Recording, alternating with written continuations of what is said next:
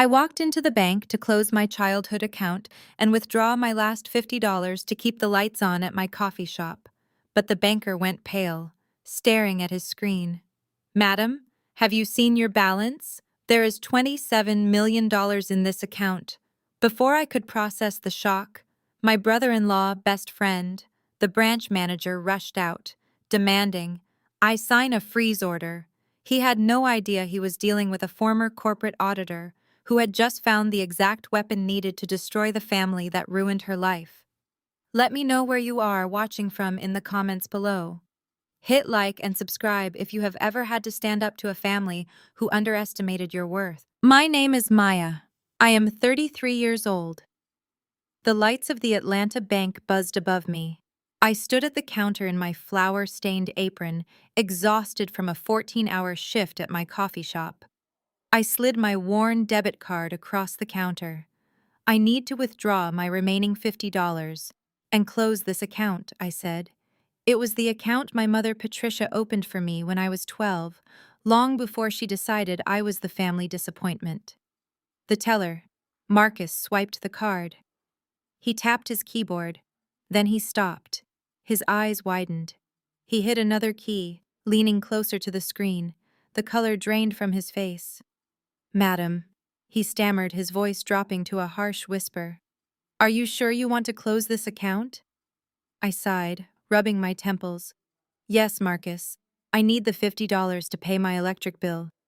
Please, just close it." He swallowed hard and turned the monitor slightly toward me. "Madam, your available balance is not $50. It is $27,400,000. The air in my lungs vanished. I stared at the screen. The numbers were right there. 27 million. I gripped the edge of the counter, my mind racing. I sold coffee and scones. I lived in a tiny apartment. I had been alienated from my wealthy family for 3 years. This had to be an error. Before I could ask Marcus to check the history, the heavy wooden door of the back office flew open. Out rushed Richard, the branch manager. I recognized him instantly. He was a regular guest at the dinner parties hosted by my sister Chloe and her hedge fund manager husband Trent. Trent was a wealthy white Wall Street transplant who looked down on me and practically owned my status. Obsessed mother. Richard was sweating through his suit. He shoved Marcus aside and slammed his hands on the keyboard, clearing the screen. "Maya, what a surprise to see you here," Richard said, his voice artificially cheerful. "There seems to be a system glitch affecting dormant accounts today. We need to freeze this account immediately." Snapped his fingers at Marcus. "Print out a freeze authorization form right now." My former auditor instincts, buried under 3 years of family trauma, flared to life. A glitch of $27 million does not just happen, and branch managers do not sweat unless terrified.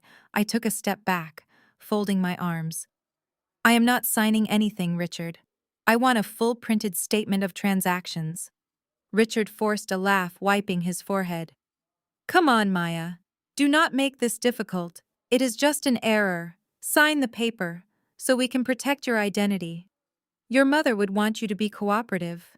Mentioning my mother was his first mistake. Patricia always demanded I be cooperative, especially when covering up for Chloe. 3 years ago, Patricia forced me to take the fall for a data breach at the family firm. It was actually Chloe who committed fraud to fund her lavish lifestyle, but Patricia could not let her golden child face prison before marrying Trent. So I was fired, disgraced, and exiled to run a failing coffee shop while Chloe lived in a Buckhead mansion. Richard shoved a form across the counter and clicked a pen. "Sign it, Maya. Now Trent will be furious if this gets dragged out." Trent? The mention of my brother-in-law made the puzzle piece click. He was best friends with Richard and clearly needed a dummy account under a discarded family member name to move massive amounts of stolen pension fund money quietly. "No," I said, pushing the pen back. "I am not signing your freeze order. I am the sole owner here. I want the printed statements right now." Richard's friendly facade completely vanished in an instant. He leaned over the counter, his voice dropping to a growl. "Listen to me, you coffee shop failure. You are dealing with money above your pay grade. If you do not sign this document right now, I will call the local police and have you arrested immediately for attempting to steal bank funds. Your family will not bail you out. They threw you away 3 years ago. I looked him dead in the eye, feeling only a cold clarity. You are right, Richard. They did throw me away, which means I have nothing to lose. I reached over the counter, grabbed the keyboard, and hit the biometric lock shortcut. I pressed my thumb against the scanner pad. The screen flashed green. Account completely locked. No one moves a single cent without my physical thumbprint. Now print my statements before I call the Federal Reserve and tell them the manager of this branch is holding my $27 million hostage. Richard stared at me, his mouth opening and closing like a trapped fish. He knew he was beaten. He tore the papers from the printer and shoved them at me. I walked out the doors with the printed statements in my hand. My phone rang loudly in my pocket. It was my mother calling. The real nightmare was just beginning now. My phone vibrated relentlessly against my palm. I stared at the glowing screen. My mother. She had not called in 6 months. The last time we spoke, she told me my coffee shop was a humiliating stain on the family legacy and that I was a massive disappointment. I took a deep breath, bracing myself for the usual insults, and answered the call. Maya, are you listening to me? My mother did not say hello. She did not ask how I was doing or if my business was surviving. Her voice was sharp and commanding. Tonight is Chloe and Trent's 5th wedding anniversary. We are hosting a massive dinner at their estate in Buckhead. You are expected to be there by 7 sharp. Do not be late. I leaned against the brick wall, pulling the printed bank statements against my chest. I have to close the shop tonight. I cannot just drop everything for an anniversary dinner I was not even invited to in the first place. You are invited, Patricia snapped, and do not use that failing coffee shop as an excuse. Trent has powerful friends coming tonight, judges, politicians, Wall Street executives. I will not have them asking why my oldest daughter is too busy serving lattes to celebrate her own sister. Make sure you dress decently, Maya. No cheap thrift store clothes. Do not embarrass us in front of Trent's wealthy family. Wear something that proves you belong to this family. The sheer audacity of her words burned my throat, but I kept my voice perfectly level. I will see what I can do. I am not asking, Maya. I am telling you. Patricia warned, her tone growing colder. Listen carefully because this is important. You need to bring your driver license and your social security card. Trent is doing some end-of-the-year financial cleanup for the family trust. He found some trivial tax document tied to a dormant childhood account of yours. He needs you to sign off on it so he can close it out. It will only take 2 seconds. A cold chill swept down my spine. A dormant account. A trivial document. Everything Richard, the bank manager, had just tried to force me to do suddenly made perfect sense. Trent had sent Richard to handle the bank end of the scheme, and Patricia was managing the family end. She was completely oblivious to the fact that her precious son-in-law was using me as a shield for federal crimes. Or worse, she knew and did not care as long as she kept her luxurious lifestyle. I will bring my identification. I said, my voice dangerously calm. Tell Trent I cannot wait to see the document he wants me to sign. Do not use that tone with me, Patricia scolded immediately. Just be there at 7 and do not make a scene. Goodbye. The line went dead. I walked to my old Honda Civic, parked at the edge of the lot. I locked the doors before ripping open the bank envelope. The air conditioning blasted against my face as I spread the papers across the passenger seat. I was not just a coffee shop owner anymore. The forensic auditor inside me, the woman who used to track missing millions for Fortune 500 companies, woke up. I traced the columns of numbers with my index finger. The initial balance was exactly as I remembered it, $50. Then 2 years ago, the massive deposits began. Huge wire transfers hit the account every Friday afternoon. $200,000, $500,000, $1 million. All of them were routed through a complex series of shell companies, but the final origin was always the same: Trent's investment firm. The descriptions on the transfer logs were sickening to read. Atlanta Teachers Pension Fund, Orphanage Charity Initiative, Downtown Community Development Grant. Trent was not just evading taxes, he was actively embezzling money from public school teachers and charity funds and funneling it directly into my forgotten account. He had chosen me perfectly for his trap.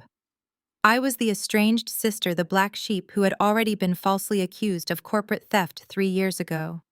If the federal government ever noticed the missing $27 million, they would trace it straight to me, the disgraced ex-auditor with a history of financial crimes.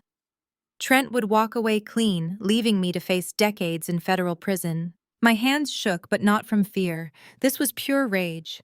Trent thought he was a genius. He thought his wealth and white privilege made him untouchable. He thought he could exploit a fractured black family, using the golden child Chloe to keep my mother blinded by status while he destroyed my life for his personal piggy bank. He assumed I was too defeated, too poor, and too stupid to ever look at the balance of a dead bank account. He was wrong. I stared at the final balance printed in bold black ink. $27,400,000. He needed my signature tonight to move the money offshore before the annual audits began. That was why Patricia was so desperate to get me to Buckhead. They needed to drain the account and burn the evidence before the week ended. I gathered the papers and shoved them back into the envelope. I started the car engine, the roar of the old motor sounding like a battle cry. I was not going to run away. I was not going to hide in my failing coffee shop. I was going to go to that anniversary dinner. I was going to put on a nice dress, smile at the corrupt politicians, and eat their expensive food. And then I was going to burn Trent's fraudulent empire straight to the ground. Tonight they would learn exactly what happens when you corner a desperate scapegoat who has absolutely nothing left to lose and all the evidence in her hands. I pulled into the gravel alley behind my coffee shop. The neon open sign flickered weakly against the gray afternoon sky. I locked the front door, flipped the sign to closed, and pulled the heavy metal security grate down. My 2 employees had already left for the day. The shop was dead quiet, smelling of roasted beans and stale regret. But I did not have time to dwell on my struggling business. I walked straight to the tiny back office, locking the door behind me. I dropped the bank statements onto my cluttered desk and crouched down to open the bottom drawer of my filing cabinet. Beneath stacks of unpaid invoices and inventory receipts was a heavy metal lockbox. I spun the combination dial. Inside lay my old company laptop. The very same machine Patricia had demanded I surrender 3 years ago when she stripped me of my position as head auditor for the family firm. I plugged the laptop into the wall outlet. The screen flared to life, illuminating the dusty office. I took a deep breath. 3 years ago, the family business faced a massive audit. Millions were unaccounted for. I had tracked the missing funds directly to Chloe. My golden child's sister had been using dummy vendor accounts to siphon corporate money to fuel her designer shopping sprees and luxury vacations. She was weeks away from marrying Trent, and a fraud scandal would have ruined the high society wedding Patricia had spent her entire life orchestrating. So Patricia did what she always did.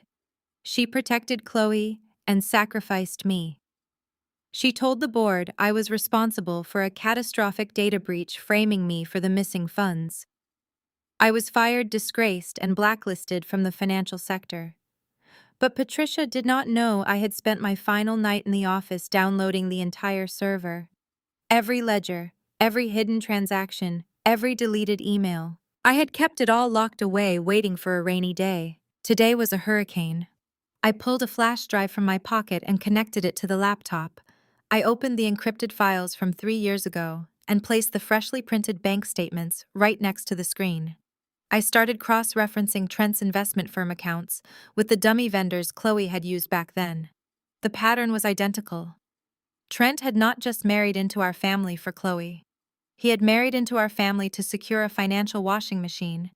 He had taken Chloe's amateur embezzlement scheme and weaponized it on a massive Wall Street scale.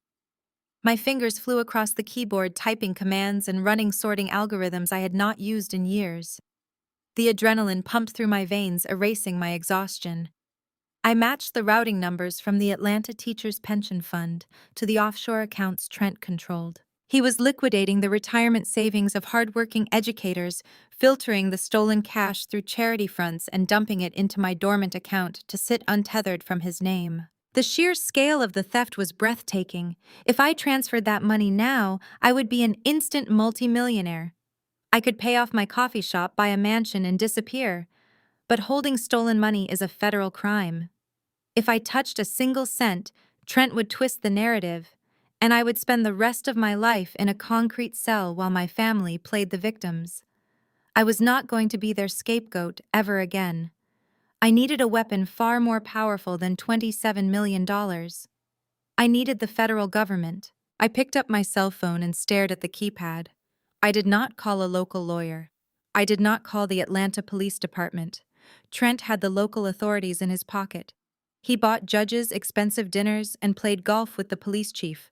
Local cops would give him a heads up before I even finished filing a report. I needed the ultimate authority.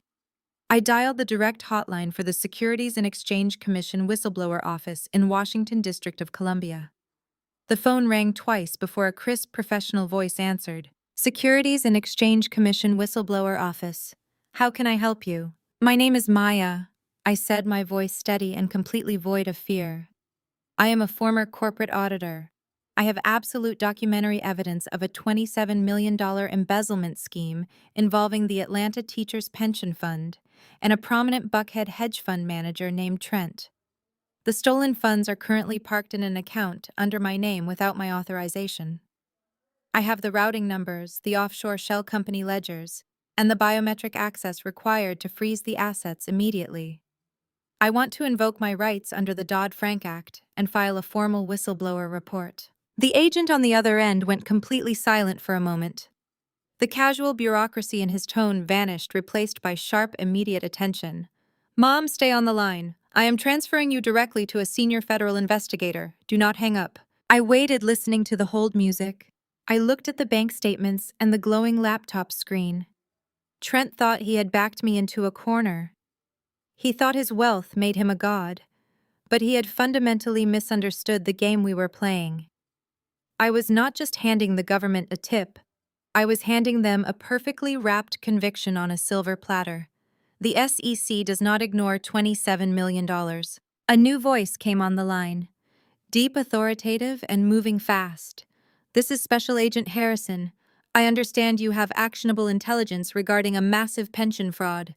Talk to me, Maya. Tell me exactly what you have. I smiled. It was a cold, dangerous smile.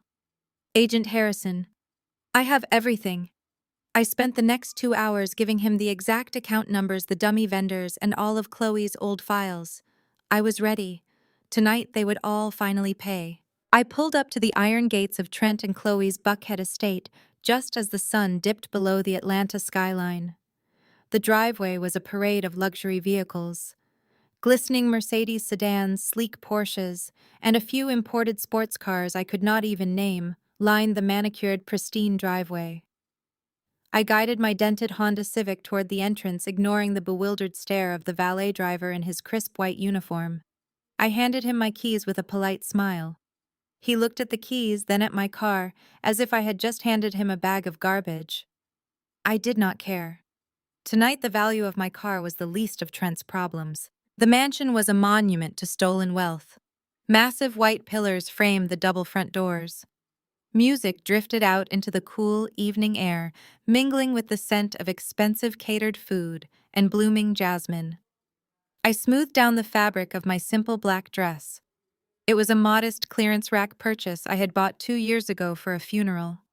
It was entirely inappropriate for a high society anniversary gala, but it was clean and presentable. I took a deep breath, feeling the solid weight of my phone in my pocket. The federal agents were on standby. All I had to do was play my part. I stepped through the towering front doors and walked into the grand foyer. A massive crystal chandelier hung from the vaulted ceiling, casting a warm golden glow over the gathering. The room was packed with Atlanta's elite. I recognized a few local politicians, a prominent state judge, and several Wall Street executives Trent constantly bragged about. They stood in small circles, holding crystal flutes of champagne and laughing at jokes that probably were not funny. As I walked deeper into the room, the atmosphere shifted. Conversations slowed. Eyes darted in my direction. I could feel their condescending glares burning into my skin. To them, I was an anomaly. I was the disgraced sister, the failed coffee shop owner, the black sheep who had somehow managed to get an invitation to the social event of the season. Before I could even reach the bar, a sharp grip clamped down on my wrist. I was suddenly yanked behind a massive marble pillar into a dimly lit side hallway. "What on earth are you wearing?" My mother hissed, her fingernails digging into my skin. Patricia stood before me, dripping in diamonds and draped in an emerald silk gown that probably cost more than my coffee shop's monthly rent. Her hair was styled perfectly, and her makeup was flawless, but her eyes were wild with frantic status-obsessed panic. She looked me up and down, her face contorted in absolute disgust. "It is a dress, Mother," I said, pulling my arm out of her vice-like grip. "It is clean and it fits. That is all that matters." "It is an embarrassment," Patricia spat, stepping closer to keep her voice down. "You look like you are here to serve the appetizers. I specifically told you to dress decently so you do not embarrass us in front of Trent's wealthy family. Look at you. You look like a beggar."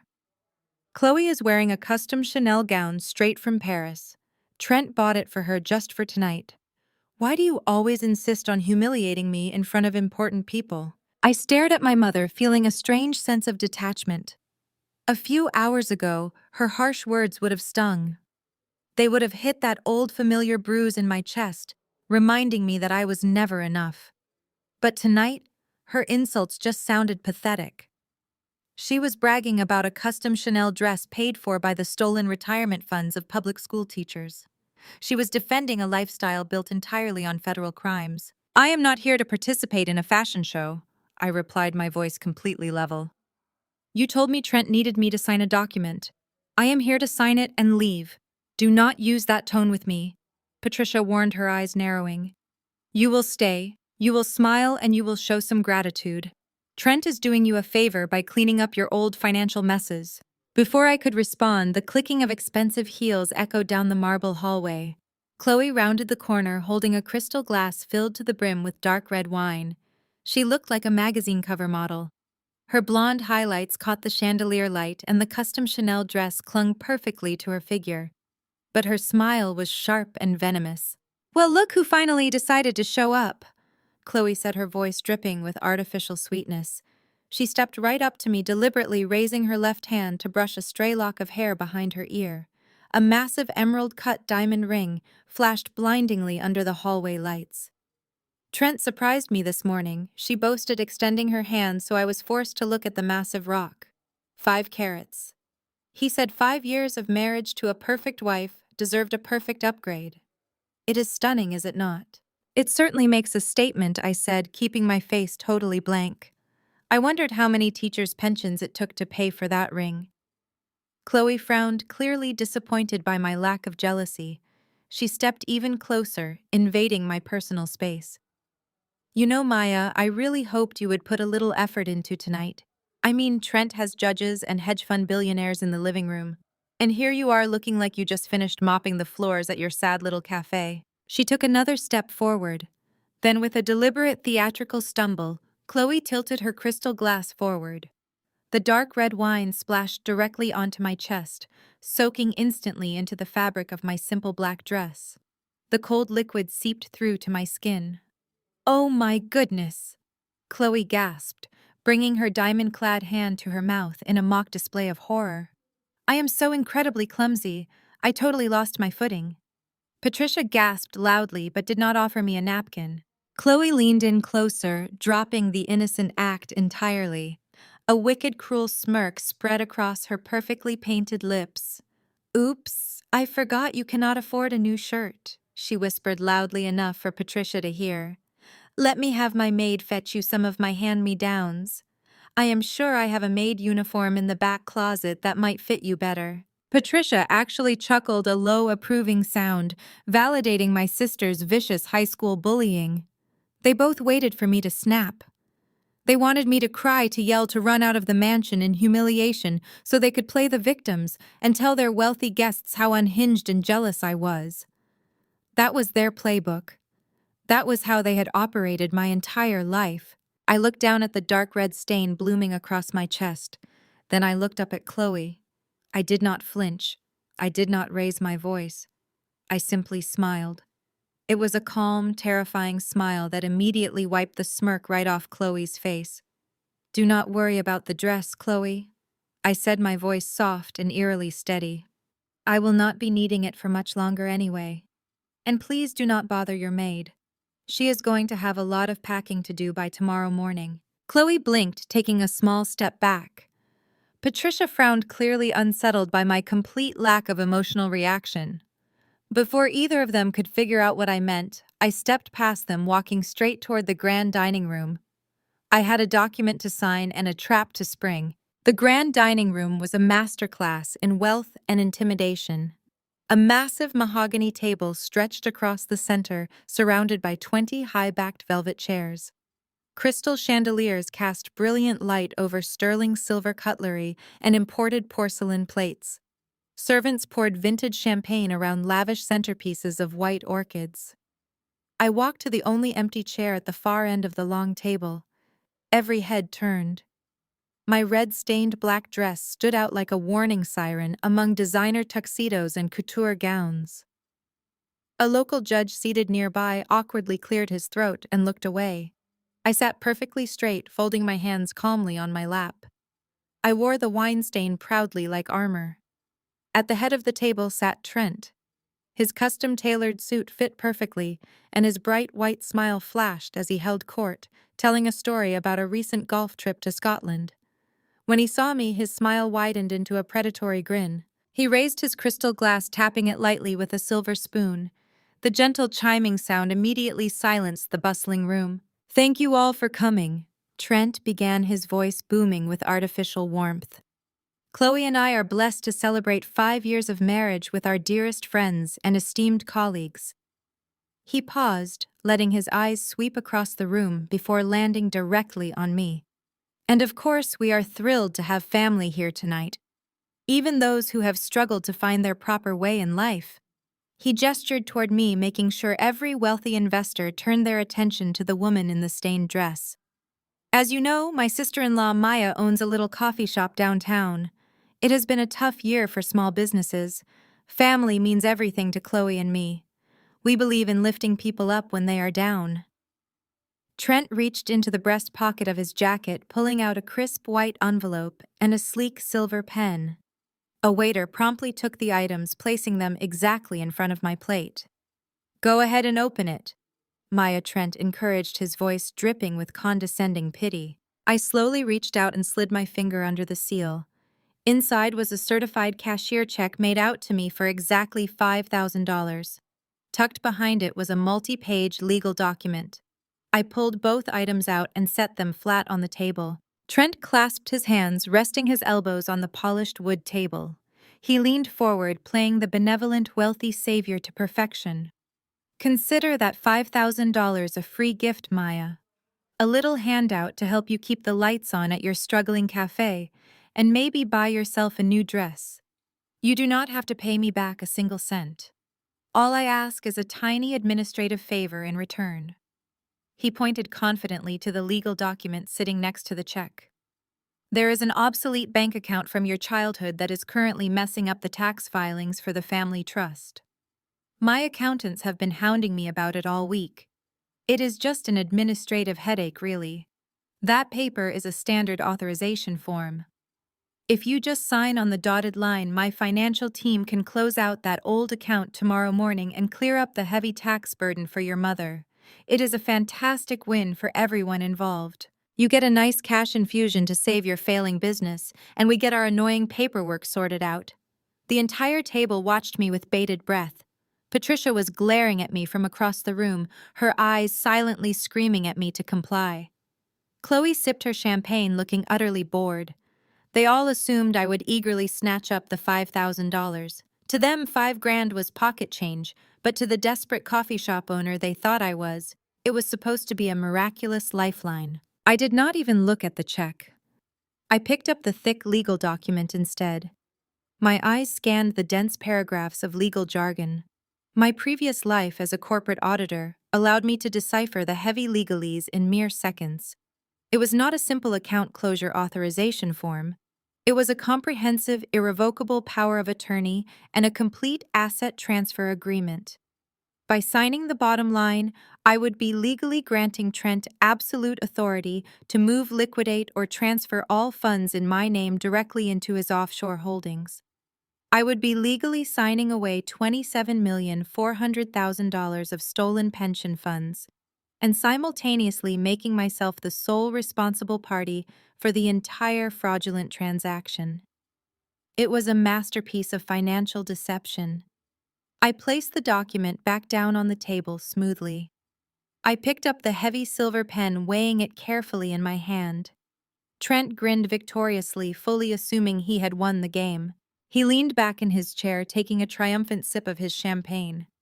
I looked down the long mahogany table. I locked eyes with Trent, maintaining unblinking, unwavering eye contact. I did not say a single word. I simply placed the expensive pen down on the tablecloth. Then I picked up the legal document in both hands. The dining room was dead silent. The only sound was the sharp, crisp tearing of thick paper. I slowly and deliberately ripped the legal document straight down the middle. Trent froze completely with his champagne glass hovering halfway to his mouth. I placed the two torn halves together and ripped them again with intense precision. Then I dropped the shredded pieces of his master plan directly on top of his patronizing $5,000 check. The sound of the torn paper hitting the mahogany table echoed like a gunshot in the quiet room. Nobody moved an inch. Nobody dared to breathe. The entire table fell dead silent. I sat back, crossing my arms, and offered Trent a cold, razor-sharp smile. The silence hung in the dining room, thick and suffocating, before it was violently shattered by the sound of human hands slamming against polished wood. Patricia pushed her chair back so hard it screeched against the marble floor. She sprang to her feet, her face twisting into a mask of pure, unadulterated rage. The elegant society matriarch vanished instantly, replaced by a vicious woman who could not comprehend being defied. The fine china rattled against the table and several guests jumped backward in their seats. "Are you out of your mind?" Patricia screamed, her voice echoing off the vaulted ceilings. "How dare you come into this house and disrespect your brother-in-law like this? He is offering you a lifeline. You ungrateful, pathetic failure. You sit there in your ruined, cheap dress, acting like you are better than us when you have absolutely nothing to your name." I did not move a single muscle. I let her words wash over me, completely unbothered by her volume. The wealthy guests exchanged uncomfortable glances. Some looked down at their plates, while others watched the spectacle with thinly veiled fascination. Chloe was leaning back in her chair, crossing her arms defensively. Trent remained frozen, his eyes darting between me and the shredded documents on the table. "You have always been jealous of your sister," Patricia yelled, pointing a manicured finger directly at my face. "Ever since you were little girls, you could never handle the fact that Chloe was brighter, more beautiful, and more successful than you. You have spent your entire life trying to drag her down to your miserable level. And now Trent offers you $5,000 out of the goodness of his heart to save your pathetic little coffee shop, and you throw it back in his face like a spoiled child." I tilted my head slightly, resting my hands on the mahogany table. The $5,000 check sat untouched beneath the ripped pieces of Trent's fraudulent trap. "You are a disgrace to this family," Patricia continued, her voice growing even louder. "You have no right to act so proud. Have you forgotten what you did 3 years ago? Have you forgotten how you nearly bankrupted our family business with your reckless data breach? You cost us millions of dollars and ruined your own career. We graciously kept you out of prison, and this is how you repay us. You come to my daughter's anniversary dinner and try to ruin her special night with your bitter jealousy." A low murmur rippled through the guests. The local politicians and Wall Street executives whispered to each other, absorbing the scandalous family gossip. Patricia was playing her favorite card. She was using the old lie to paint me as the villain and secure her own victimhood. She wanted the room to see me as the unstable criminal sister. I stood up slowly, pushing my chair back with a smooth, controlled motion. I did not slam my hands on the table. I did not raise my voice. I looked directly into my mother's frantic eyes. A data breach. I asked, my tone completely flat and deadly. Calm. Is that the story you are still telling yourself, mother, to sleep better at night? Is that the fairy tale you sold to all these important guests? Patricia faltered for a fraction of a second, but quickly recovered her furious posture. It is the truth, she spat. You destroyed our servers and lost company funds. You are lucky we did not press charges. I let out a short, hollow laugh that echoed clearly across the silent dining room. I took a slow step away from my chair, walking parallel to the long table. The guests watched me closely, hanging on to every single word. Let us clear up that little piece of family history right now, I said, projecting my voice so every person in the room could hear me perfectly. There was no data breach 3 years ago. There was never a mysterious hacker. What there was, however, was a massive hole in the corporate accounts, millions of dollars missing from the family firm. And since I was the head auditor, I was the one who tracked every single missing penny. Chloe suddenly sat up straight, her face draining of color. She gripped the edge of the table, her knuckles turning white. Patricia opened her mouth to interrupt, but I raised my hand, silencing her instantly, with a look of pure authority. I did not lose that money, Mother, I continued, stepping closer to where Chloe and Trent were seated. I found it.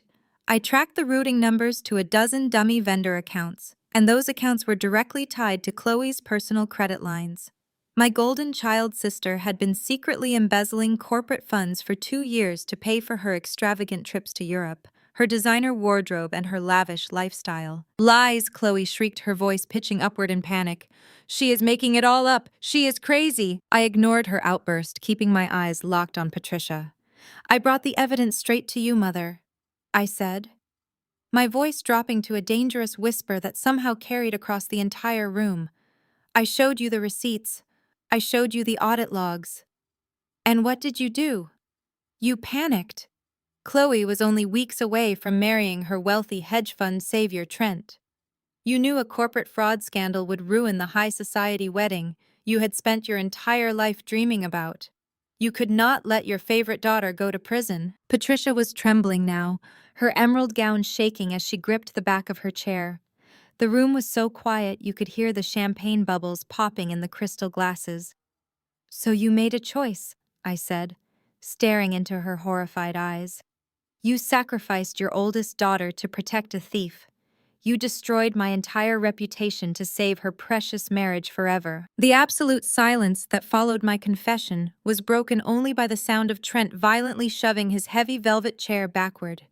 He stood up to his full height, his face turning a dangerous shade of crimson. The calm, collected Wall Street executive persona evaporated in a single heartbeat. He slammed his fist onto the mahogany table, rattling the silver cutlery and sending shockwaves through the crystal champagne flutes. That is enough, Trent bellowed, his voice vibrating with unchecked fury. You come into my home uninvited, wearing trash and spewing absolute garbage. I will not allow a disgruntled, fired employee to stand in my dining room and slander my wife. He reached into the breast pocket of his custom-tailored suit jacket and pulled out his phone. He pointed it at me like a loaded weapon. I am calling the local authorities right now, Maya. You are trespassing. You are causing a public disturbance. I have the chief of police on speed dial, and I will personally see to it that you are dragged out of here in handcuffs and charged with criminal defamation. You are going to rot in a federal cell for this. Patricia crossed her arms, looking entirely vindicated. Chloe lifted her chin, a smug smile creeping back onto her face as her powerful husband stepped up to crush the family scapegoat. They all expected me to panic. They expected me to beg for mercy or run out the front door in tears, just like I had done 3 years ago when they ruined my career. Instead, I let out a soft, genuine laugh. I took a slow, deliberate step toward Trent, locking my eyes dead onto his. I did not flinch. I did not blink. I radiated nothing but absolute lethal confidence. Call them Trent, I said, my voice smooth and carrying across the massive dining room. Call the police right now. But while you have the chief on the line, make sure you ask him to bring a federal financial investigator with him. And tell them to look very closely at the $27,400,000 currently sitting in my childhood bank account. The effect of those words was instantaneous and catastrophic. Chloe dropped her heavy silver fork. It hit her porcelain plate with a sharp ringing clatter that sounded like an alarm bell in the quiet room. The smug smile vanished from her face, completely wiped away by sheer terror. She stopped breathing. Her eyes widened to the size of saucers, staring at me as if I had just transformed into a ghost right before her eyes. Trent froze, completely stiff. The phone slipped from his hand and hit the tablecloth with a dull thud. His jaw went slack. The crimson anger in his face instantly drained away, leaving him a pale, sickly white. A thick bead of sweat broke out on his forehead, catching the light of the crystal chandelier above us. His chest heaved as he struggled to pull air into his lungs. The wealthy, untouchable financial genius was suddenly looking at his own destruction. He knew exactly what I was talking about. He knew the money was currently missing from his offshore routing channels. He knew his perfect, untraceable money laundering scheme had just been exposed by the one person he thought was too stupid and broken to catch him. "You checked the account," Trent whispered, his voice trembling violently. His eyes darted down to the leather purse hanging from my shoulder. "You went to the bank. You have the printed statements in there." I patted the side of my purse, giving him a chilling smile. "I have every single printed page, Trent. Every routing number, every dummy charity transfer, every stolen pension fund dollar tracing right back to your investment firm." Trent completely lost his mind. The polished upper-class composure shattered into a million pieces. He let out a desperate guttural roar and lunged across the long mahogany table. He did not care about the wealthy guests watching him. He did not care about his pristine reputation. He only cared about getting his hands on the physical evidence inside my purse. His heavy leather shoes scrambled for traction as he threw his entire body weight forward across the table. He smashed right through a massive centerpiece of white orchids, sending flowers and water flying everywhere. His elbows crashed into the expensive porcelain plates, shattering them instantly into razor-sharp fragments. Crystal wine glasses tipped over, spilling dark red wine across the pristine white tablecloth like fresh blood. "Give me that bag!" Trent screamed, his face contorted in absolute desperation. "Give it to me right now, Maya." He swiped his large hands through the air, fingers grasping frantically for the strap of my purse. But I had anticipated his violent, unpredictable reaction. With a smooth, practiced motion, I simply took one calm step to the right. I easily sidestepped his clumsy, desperate lunge. Trent missed me entirely. His forward momentum carried him completely off balance. He slid hard across the wine-soaked tablecloth, catching his belt on the edge of the wood. He crashed face first into the heavy dining chair I had just vacated. The heavy chair tipped backward under his weight, and Trent tumbled onto the hard marble floor in a tangled, humiliating heap of expensive fabric and crushed flowers. The tension in the dining room snapped, hitting an explosive breaking point. The wealthy guests erupted into a cacophony of shocked murmurs and frightened gasps. Several high society women shrieked, pulling their expensive silk gowns away from the spilled wine dripping off the edges of the table. A prominent local judge stood up immediately, pulling out his own cell phone with a deeply concerned and disgusted expression. The Wall Street executives who had been laughing at Trent's arrogant jokes just minutes ago were now backing away toward the grand exit, whispering frantically to each other as they realized a massive financial crime was unfolding in front of them. Trent scrambled on the marble floor, struggling to get back on his feet. His custom-tailored suit was soaked in red wine and covered in crushed orchid petals. He looked pathetic. He looked overwhelmingly guilty. He looked exactly like a desperate criminal whose entire untouchable empire was collapsing right in front of his eyes. He grabbed the edge of the mahogany table, pulling himself up, his breath coming in ragged, panicked gasps. Chloe was completely paralyzed in her velvet seat, sobbing uncontrollably into her hands as the reality of her ruined life crashed down on her. Patricia stood frozen against the wall, her mouth hanging open in pure horror as she watched her perfect son-in-law crawling on the floor like a madman. I stood perfectly still, adjusting the strap of my purse on my shoulder. I looked down at Trent, watching him choke on his own blinding fear. I had not laid a single finger on him, but I had completely destroyed him. The room buzzed with the frantic whispers of the elite crowd, witnessing the absolute downfall of Atlanta's most arrogant financial manager. Trent stared at me from across the ruined table, his chest heaving, his eyes wild with terror. He knew the game was over. He just did not know how hard the final blow was going to hit. I reached into my leather purse slowly, making sure every single eye in that dining room remained glued to my hands. Trent pushed himself up onto his knees, his wine-soaked suit dripping onto the expensive marble floor. He reached out a trembling hand toward me, but he was completely powerless to stop what was coming. I pulled out the thick stack of printed bank statements. The stark white paper contrasted sharply with the dark red wine pooling across the table. With a flick of my wrist, I threw the entire stack onto the ruined mahogany surface. The pages scattered, gliding over the spilled champagne and broken porcelain. Some of the pages fluttered off the edge, landing directly in front of the local politicians and executives who had frozen in their tracks. "Read them," I commanded, my voice echoing with the absolute authority of a lead auditor taking control of a compromised room. Anyone in this room with a basic understanding of finance can look at those routing numbers and see exactly what this man has been doing. I pointed a firm finger down at Trent, who was now scrambling desperately to gather the wet pages off the floor. I turned my attention to the remaining guests, ensuring they heard every single detail of the crime. Trent did not just make a bad investment. He did not just exploit a tax loophole. He orchestrated a massive, coordinated embezzlement scheme targeting the most vulnerable people in this city.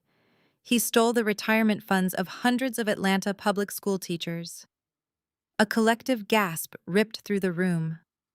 A silver-haired Wall Street executive standing near the doorway picked up a stray page from the floor. He adjusted his glasses, scanning the printed ledger. His face hardened instantly into a mask of pure disgust. "My mother."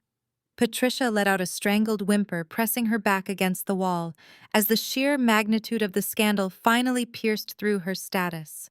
Obsessed delusions. The local judge, who had been trying to quietly exit, stopped dead in his tracks, staring at Trent with professional outrage. Stealing from public school teachers was a crime that crossed every social and political boundary. It was financial treason. I walked slowly around the table, forcing Trent to track my movements from his pathetic position on the floor. He funneled their pension money through a maze of offshore shell companies, using fake charitable grants to hide the massive cash flow. I explained, mapping out the fraud with surgical precision. But he needed a final untraceable dumping ground before he could move the assets overseas permanently. He could not use his own accounts because the federal oversight on his firm was too strict. He could not use Chloe's accounts because her spending habits were too erratic and public. He needed a ghost. He needed someone completely disconnected from his pristine upper-class world. I stopped walking, standing directly over Trent.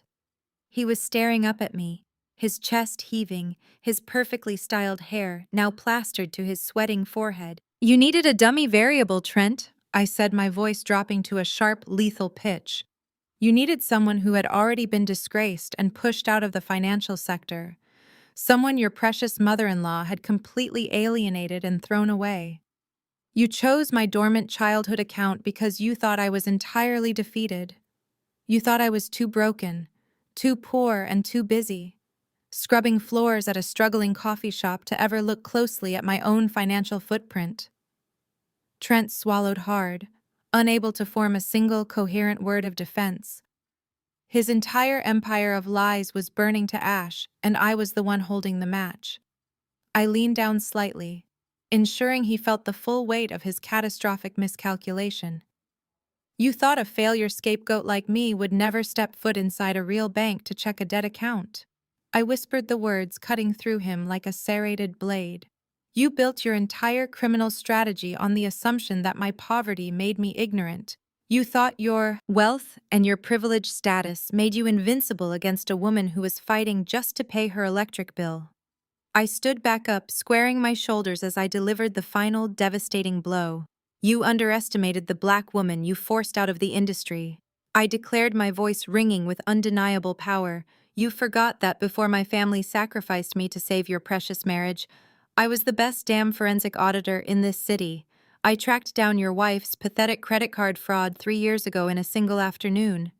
What on earth made you think I would not instantly recognize a $27 million federal money laundering operation the second I looked at a bank statement?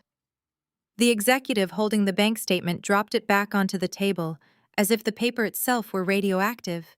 He looked at Trent with absolute contempt before turning on his heel and marching straight out the front door.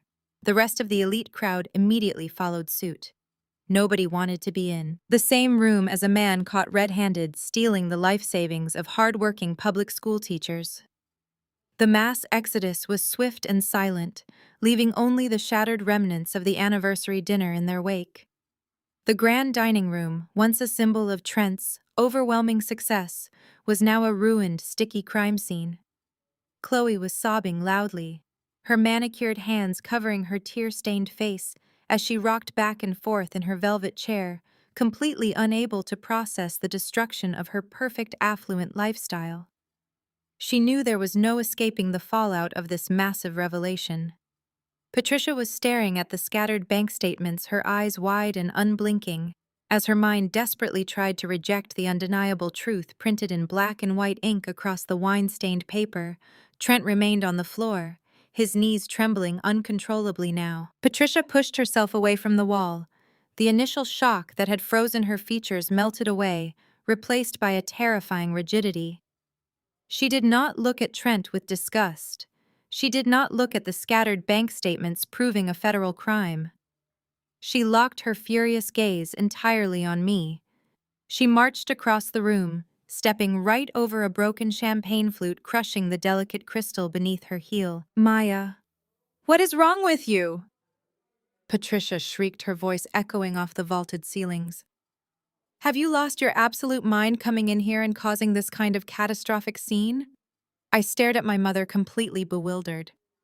The evidence of a $27 million embezzlement scheme was literally soaking in red wine at her feet. Trent was kneeling in the wreckage of his own arrogant trap. Yet somehow, in her twisted status, obsessed reality, I was still the primary villain of the story. "Did you not hear a single word I just said, Mother?" I asked, keeping my tone dangerously level. "Your son-in-law stole millions of dollars from public school teachers. He committed massive federal fraud and tried to frame me for it." "I do not care about any of that," Patricia snapped, waving her hand dismissively, as if federal embezzlement was nothing more than a minor social faux pas. "I care about what you are doing to your sister. Look at her, Maya. Look at what you have done." I glanced at Chloe, who was still sobbing dramatically into her hands, playing the victim with practiced perfection. "You need to fix this right now," Patricia demanded, stepping so close to me I could smell the sharp, expensive scent of her perfume. "You are going to pick up that pen, you are going to sign that transfer document, and you are going to give that money back to Trent immediately." I physically recoiled from her, my mind struggling to process the absolute insanity of her demand. "Give it back to him, Mother. That money belongs to a pension fund. It is stolen cash. Do not lecture me about money," Patricia hissed, her eyes narrowing into vicious slits. "Trent is the one who provides for this family. He paid off your father's debts. He bought us the beach house in the Hamptons. He keeps this entire family afloat in the lifestyle we deserve.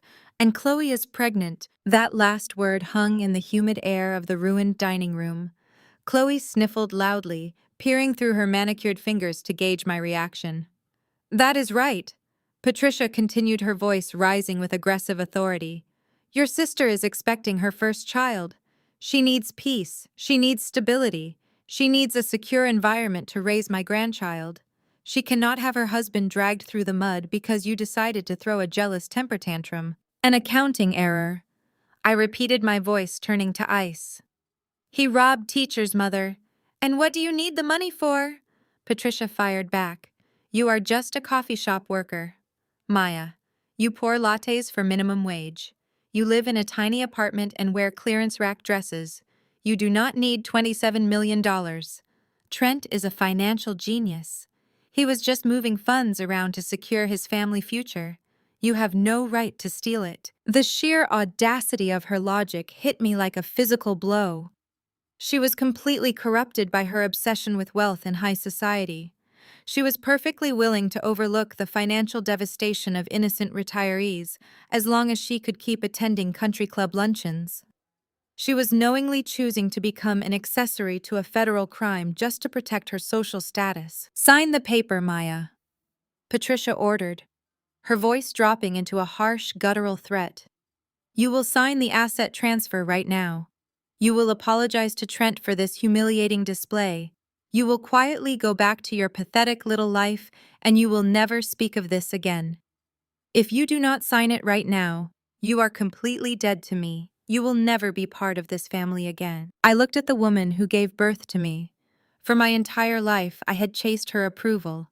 I had taken the fall for Chloe's corporate theft 3 years ago because I desperately wanted Patricia to love me. I allowed myself to be the scapegoat, pushed out of my career just to keep the peace in her toxic household. But looking at her now, standing over the wreckage of Trent's crimes and fiercely defending a monster, I felt absolutely nothing. The last remaining invisible thread tying me to her snapped. "You are asking me to aid and abet a federal felony," I said, my voice dead calm. "You are asking me to sign my own death warrant to keep Chloe in designer dresses. I am asking you to be loyal to your family." Patricia screamed, her face turning purple with rage. "You do not have a family," I replied, shaking my head slowly. "You have a transaction. You have a balance sheet where Chloe is an asset and I am a liability. You would rather see me rot in a federal penitentiary for the rest of my life than lose your country club membership." Trent pushed himself up from the floor, leaning heavily against the ruined mahogany table. He wiped the spilled wine and sweat from his face, a desperate glimmer returning to his eyes. "Please, just listen to your mother, Maya," he wheezed, clutching his chest. "We can handle this quietly. Just sign the paper and I will make sure you are taken care of." Patricia grabbed my arm, her perfectly manicured nails digging painfully into my skin. "Sign it," she hissed. "Sign it or you have no mother." I looked down at her hand gripping my arm. I did not pull away immediately. I wanted to remember this exact feeling. I wanted to remember the precise moment my mother chose. Stolen wealth over her own daughters. Freedom. I wanted to burn this memory into my brain so I would never ever feel a single ounce of guilt for what I was about to do to her. "I am not signing anything," I said, staring directly into Patricia's furious eyes. "And I am not giving back a single penny of that money to a criminal." I forcefully yanked my arm out of her grip. Patricia stumbled backward, gasping in shock as if my physical defiance was the ultimate betrayal. Chloe let out a loud, dramatic wail, burying her face against the velvet upholstery of her chair. "You are dead to me!" Patricia screamed, pointing a trembling finger at my chest. "Do you hear me, Maya? You are nothing. You will always be nothing." I smoothed the front of my wine-stained dress. "I am perfectly fine with being dead to you." "Patricia," I said, my voice echoing with absolute finality. "Because by the exact end of tonight, you are absolutely going to need a whole lot more than a dead daughter right now to save you from what is coming next." Trent watched my face closely, realizing the motherly guilt trip had completely failed. He pushed himself fully upright, wiping a smear of red wine from his cheek. He smoothed the lapels of his ruined suit, taking a deep breath to reset his arrogant facade. He stepped around the shattered porcelain and crushed orchids, putting himself between Patricia and me. "Okay, Maya," Trent said, holding both hands up in a placating gesture. "Okay, you win. Let us stop the screaming.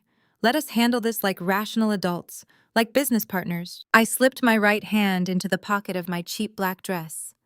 My fingers found the cold glass edge of my smartphone.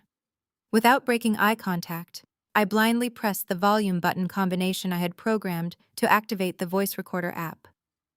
A faint, single vibration buzzed against my thigh, confirming the microphone was live and recording every single sound in the ruined dining room. "Business partners," I echoed, letting a hint of fake hesitation seep into my voice. A few minutes ago, I was just a pathetic coffee shop worker in a cheap dress. Trent forced a strained chuckle, shaking his head as if we were just two colleagues haggling over a minor contract dispute. That was just the heat of the moment. My emotions were running high. You have to admit, you coming in here with those bank statements was quite a shock. But I see you now. You are smart. You are incredibly sharp to have figured all this out. You are not some clueless barista. You are the genius forensic auditor who put the pieces together. I respect that, I really do. Patricia opened her mouth to argue, but Trent shot her a venomous glare that snapped her jaws shut. Chloe whimpered softly in the background, sinking lower into her velvet chair. So, what is your angle, Trent? I asked, keeping my voice perfectly clear for the hidden microphone. If we are business partners, what exactly is the proposal you are putting on the table tonight? Trent stepped closer, his voice dropping into a smooth conspiratorial whisper. He thought he had me. He thought my hesitation meant I was ready to negotiate a price for my silence. He fell right into the trap. You want a payout? He stated confidently. I get it. You have had a rough few years. The family cut you off. You have been struggling to make rent, pouring coffee for minimum wage while Chloe lives in a mansion. You feel cheated. You want your piece of the pie, and honestly, Maya, you have earned it. You beat me at my own game. So let us make a deal right here and now. I tilted my head, feigning curiosity. What kind of deal, Trent? I will give you $2 million. Trent offered, his eyes gleaming with desperate hope. $2 million in clean, untraceable cash. I will wire it to any offshore account you want by tomorrow morning. You can buy yourself a beautiful house anywhere in the country. You can upgrade that struggling cafe into a massive franchise. You will never have to worry about an electric bill or a clearance rack dress ever again. You will be set for life. $2 million. I repeated slowly, making sure the recorder caught every syllable. That is a lot of money. It is absolute freedom, Maya, Trent urged, taking another step forward. Think about it. Total financial independence. No more struggling, no more dealing with Patricia and her constant judgment. You take the $2 million and you walk away from this entire family. You win. And in exchange for this $2 million, I asked, keeping my tone neutral. What exactly do I have to do? Trent smiled, thinking the negotiation was almost complete. It is very simple. You just pick up that pen on the table. You sign the asset transfer document giving me full power of attorney over the dormant account. You let me move the remaining $25.4 million into my offshore holding companies. You hand over those printed bank statements, and you walk out that front door tonight and never mention the Atlanta Teachers Pension Fund to anyone ever again. I looked down at the shredded pieces of the transfer document sitting on the wet mahogany table. So just to be absolutely clear, I said, projecting my voice clearly. You want to pay me $2 million of stolen money to help you successfully launder the remaining $25 million you embezzled from public school teachers. You want me to be a paid accessory to federal fraud. Trent waved his hand dismissively, totally unconcerned by the actual crimes he was confessing to out loud. Let us not use ugly words like fraud or embezzlement, Maya. It is just aggressive wealth management. The pension fund is insured anyway. The government will eventually bail them out. Nobody actually gets hurt. It is a victimless maneuver. You just sign the paper, take your $2 million, and live like a queen. He was so incredibly arrogant. He truly believed his status insulated him from consequences. He believed money could buy any conscience and erase any crime. He was proudly digging his own grave with every single word he spoke, and my phone was capturing every shovel full of dirt. What about the data cache from 3 years ago I pushed, needing to seal the coffin completely? The proof that Chloe used company funds for her shopping sprees and that you both used me as the scapegoat? Does the $2 million buy my silence on that too? Chloe let out a sharp gasp from her chair. Trent rolled his eyes, visibly annoyed by his wife's past amateur mistakes. Yes, Trent confirmed quickly. The $2 million buys complete amnesty for Chloe too. We wipe the slate entirely clean. No more talking about the data breach. No more auditing ancient history. We all move forward rich and happy. Just sign the damn paper. Maya, do not be stupid. Take the money and win. I let the silence stretch for a long, agonizing moment. I looked at Trent, staring at me with greedy anticipation. I looked at Patricia, whose eyes were practically begging me to take the bribe so she could maintain her illusion of high society perfection. I looked at Chloe, cowering in her expensive Chanel dress, terrified of the consequences of her own actions. They were all waiting for me to sell my soul. I reached into my pocket. Trent grinned broadly, assuming I was pulling out my hand to accept the pen. Instead, I pulled out my smartphone. I tapped the screen, stopping the voice recording and hitting the save button. The screen glowed brightly in the dim room, illuminating my calm, resolute face. I do not think I will be taking your $2 million, Trent, I said, holding the phone up so he could see the audio file, saving to my secure cloud storage. Because I just recorded you confessing to federal embezzlement, money laundering, and attempting to bribe a witness with stolen pension funds. The victorious grin on Trent's face instantly vanished, replaced by a look of sheer, unadulterated horror. He stared at my phone, his mouth hanging open. His breathing completely stopped. The trap had slammed shut, and he was caught dead in the center. Trent gasped very loudly. He stopped lunging, realizing physical violence could not delete cloud files. His panic receded, replaced by cold cruelty. The polished executive vanished, replaced by a ruthless predator. You think a recording saves you? Maya, Trent growled. You think playing detective makes you invincible? He pulled out his smartphone, tapping the screen with practiced speed. He was escalating the war. You forgot how the world works, Trent said. He stared with eyes devoid of empathy, preparing to leverage the social hierarchy against me.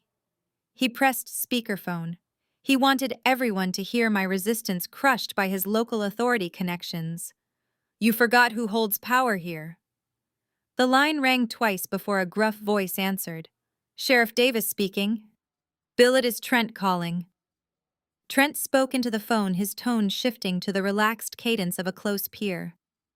Listen, I have a severe emergency at the Buckhead estate. We have an intruder. Patricia gasped, pressing hands over her mouth while Chloe watched her husband deploy his ultimate weapon. What emergency? Trent the sheriff asked him. Do you need me to send a squad car immediately? It is my sister-in-law. Maya, Trent lied smoothly, staring directly into my eyes without a single blink. She showed up uninvited and completely unhinged. Bill, she has been hacking into my private firm servers. She managed to siphon $27 million of client funds into a dummy account under her name. Now she is standing in my dining room trying to extort me for cash to give it back. She is threatening my pregnant wife. I stood my ground, listening to the masterful fabrication. He was weaving a narrative so tight and convincing that any local law enforcement officer would swallow it whole. I am dispatching 2 units right now, Trent, the sheriff assured him. Just keep her calm. Do not let her leave the property. We will have her in custody within 10 very short minutes. Thanks again, Bill, Trent replied casually. I owe you a great round of golf for this. Trent tapped the screen, ending the call. He tossed his phone onto the dry edge of the mahogany table. He crossed his arms over his chest, leaning forward with a predator smirk. The fear he exhibited just minutes ago had completely evaporated. He was back in his element, manipulating the system to protect his wealth. Who do you think the justice system will believe? Maya, Trent asked, his voice dripping with arrogant venom. Do you honestly think a single judge in this county is going to listen to an audio recording obtained by a hostile intruder? I will have my lawyers claim you spliced the audio using artificial intelligence to extort my family. I will have a team of highly paid experts testify that you fabricated the entire conversation. He stepped around the table, closing the distance between us until he was standing just inches away. I refused to back down.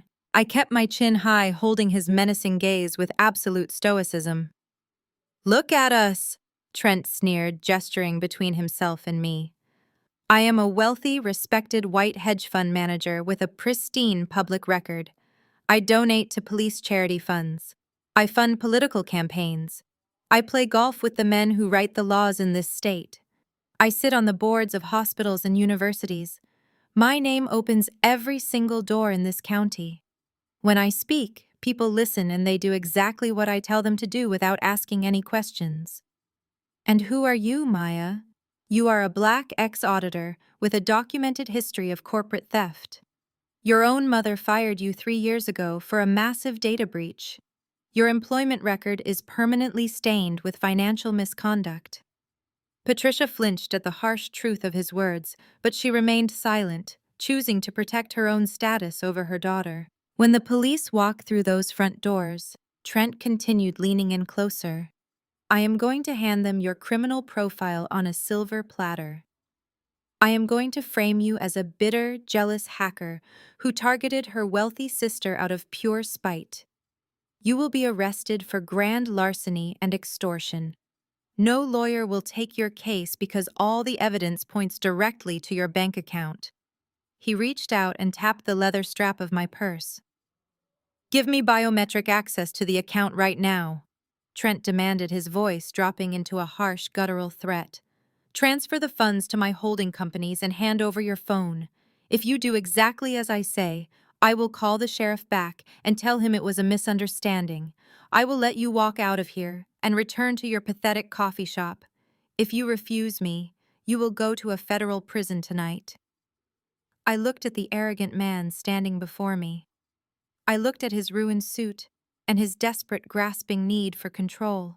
I did not raise my voice. I did not show a single ounce of fear. You are incredibly predictable, Trent, I said, keeping my tone dangerously even. You rely on a rigged system to do your dirty work because you are too much of a coward to face the music yourself. You think calling a local sheriff makes you untouchable. You think your wealth buys you immunity from the absolute destruction you caused. Trent clenched his jaw, his fists tightening at his sides. I am offering you a way out, Maya. Take it before the sirens get here. I smiled a cold, hollow smile that offered no comfort whatsoever. I do not need a way out, Trent, I replied, stepping back and adjusting my purse on my shoulder.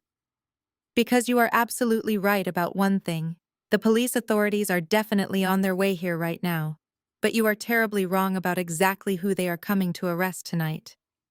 The faint wail of sirens pierced the heavy silence of the ruined dining room. It started as a distant, high-pitched scream, winding its way through the manicured streets of the exclusive Buckhead neighborhood. Within seconds, the sound multiplied. It was not just one squad car. It sounded like an entire fleet of emergency vehicles rushing toward the estate. The shrill noise bounced off the towering oak trees and echoed against the marble walls of the mansion, growing louder and more aggressive with every passing heartbeat. Trent let out a sharp bark of victorious laughter. The color rushed back into his face, erasing the pale terror from just moments ago. He stood up straight, smoothing his hands down the front of his wine-stained suit jacket. He ran a hand through his disheveled hair, attempting to restore his flawless Wall Street persona. He adjusted his silk tie as if preparing for a press conference rather than a police intervention. You hear that, Maya? Trent asked, his voice dripping with triumphant malice. That is the sound of your entire future burning to the ground. I told you Bill was a reliable friend. He is bringing the cavalry to haul you out of my house. You played a very dangerous game tonight, and now you get to face the devastating consequences. You are going to leave this estate in handcuffs, and I am going to make sure the press gets a front-row seat to your humiliation. I will make certain every news outlet in Atlanta knows exactly what kind of unhinged criminal you really are. The approaching sirens acted like a magic spell on Chloe. The weeping, terrified woman cowering in her velvet chair vanished completely. She pushed herself up from the table, her heavy diamond ring catching the glare of the chandelier. She stepped forward, moving to stand right beside her husband, forming a united wall of arrogant privilege. The entitled golden child returned with an absolute vengeance. Chloe crossed her arms over her chest, looking me up and down with pure, unadulterated disgust. You really thought you could come in here and destroy my beautiful life? She sneered, her voice sharp and grating. You always were a jealous, pathetic loser, Maya. Even when we were kids, you could never stand the fact that I got everything you ever wanted. You always tried to ruin my happiness out of pure spite. But look at you now. You are wearing a cheap, ruined dress, standing in a mansion you could never afford, and you are about to be arrested for extortion. Chloe stepped closer, her voice rising in pitch as she fed on her own cruel momentum. Your life is completely over, Maya. You are going to a federal prison.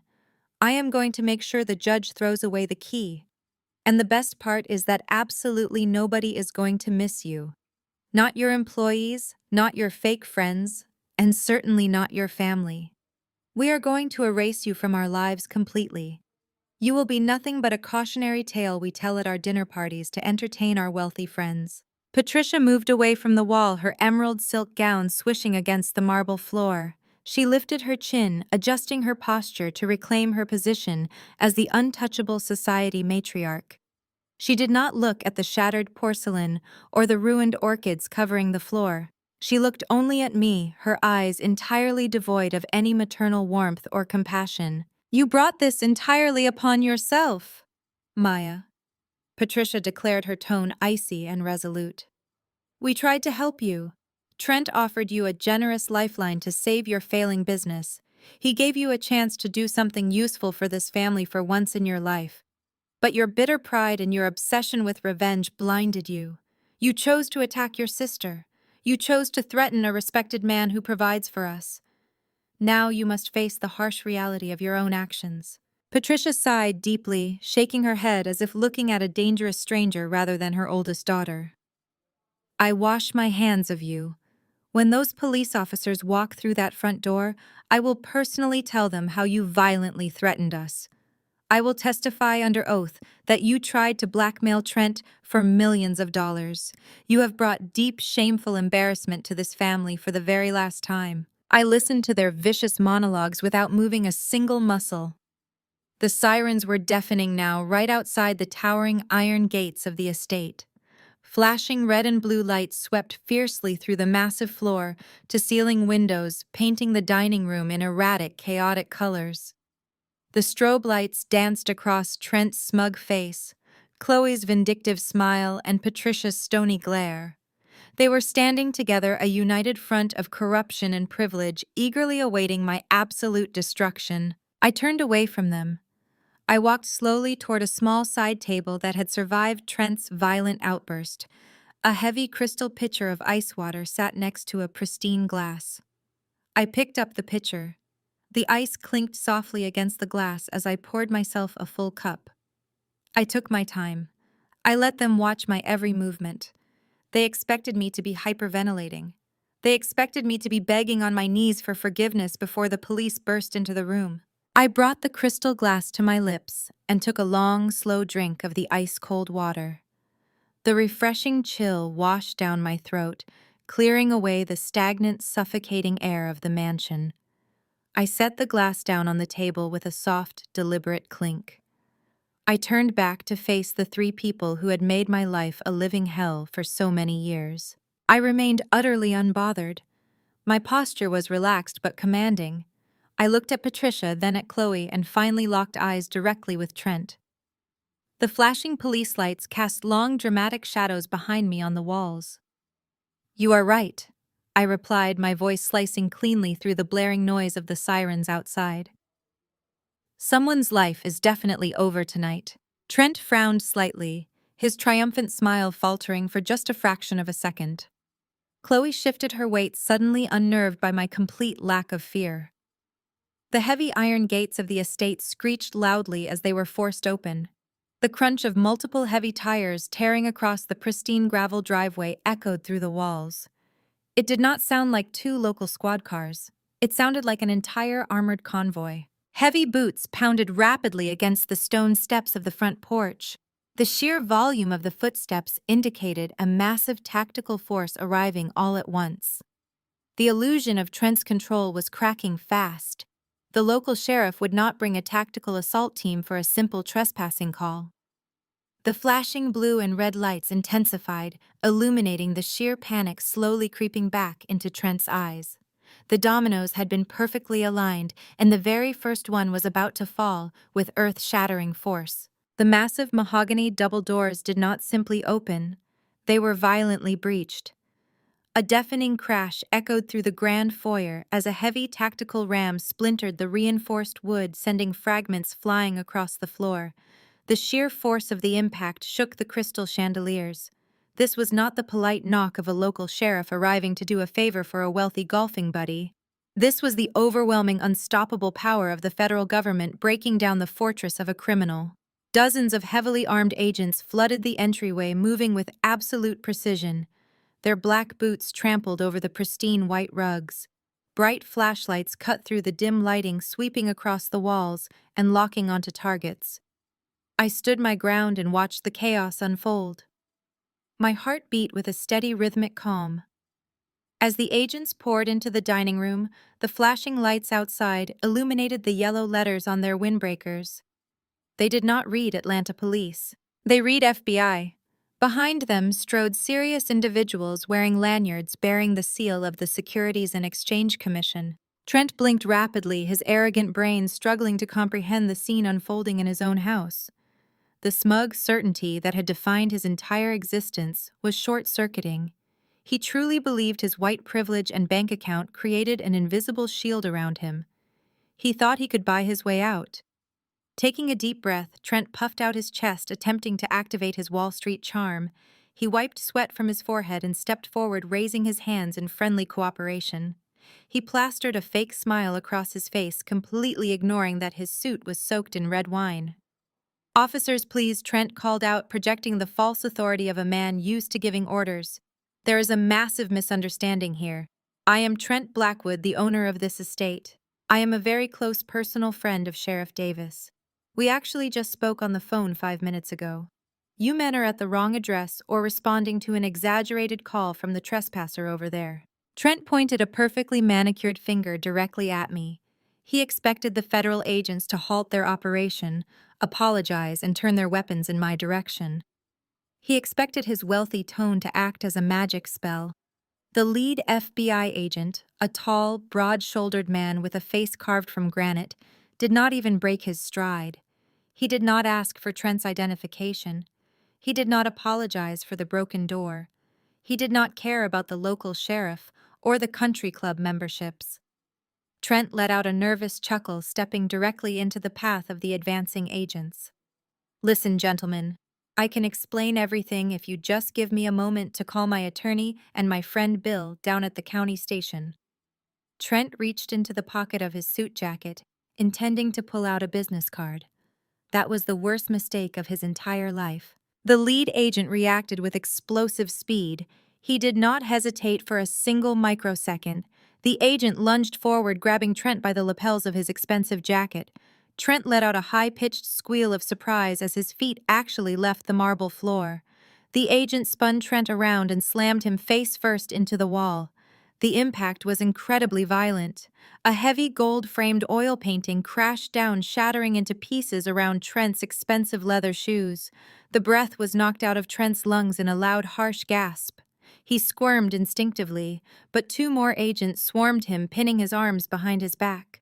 The distinct metallic click of steel handcuffs echoing in the room sounded like the sweetest symphony I had ever heard. "You are making a huge mistake," Trent screamed, his voice muffled against the expensive wallpaper. "Do you have any idea who I am? I will sue every single one of you for this outrage. I will have your badges. You have the right to remain silent." The lead agent barked, shoving his knee into the back of Trent's legs.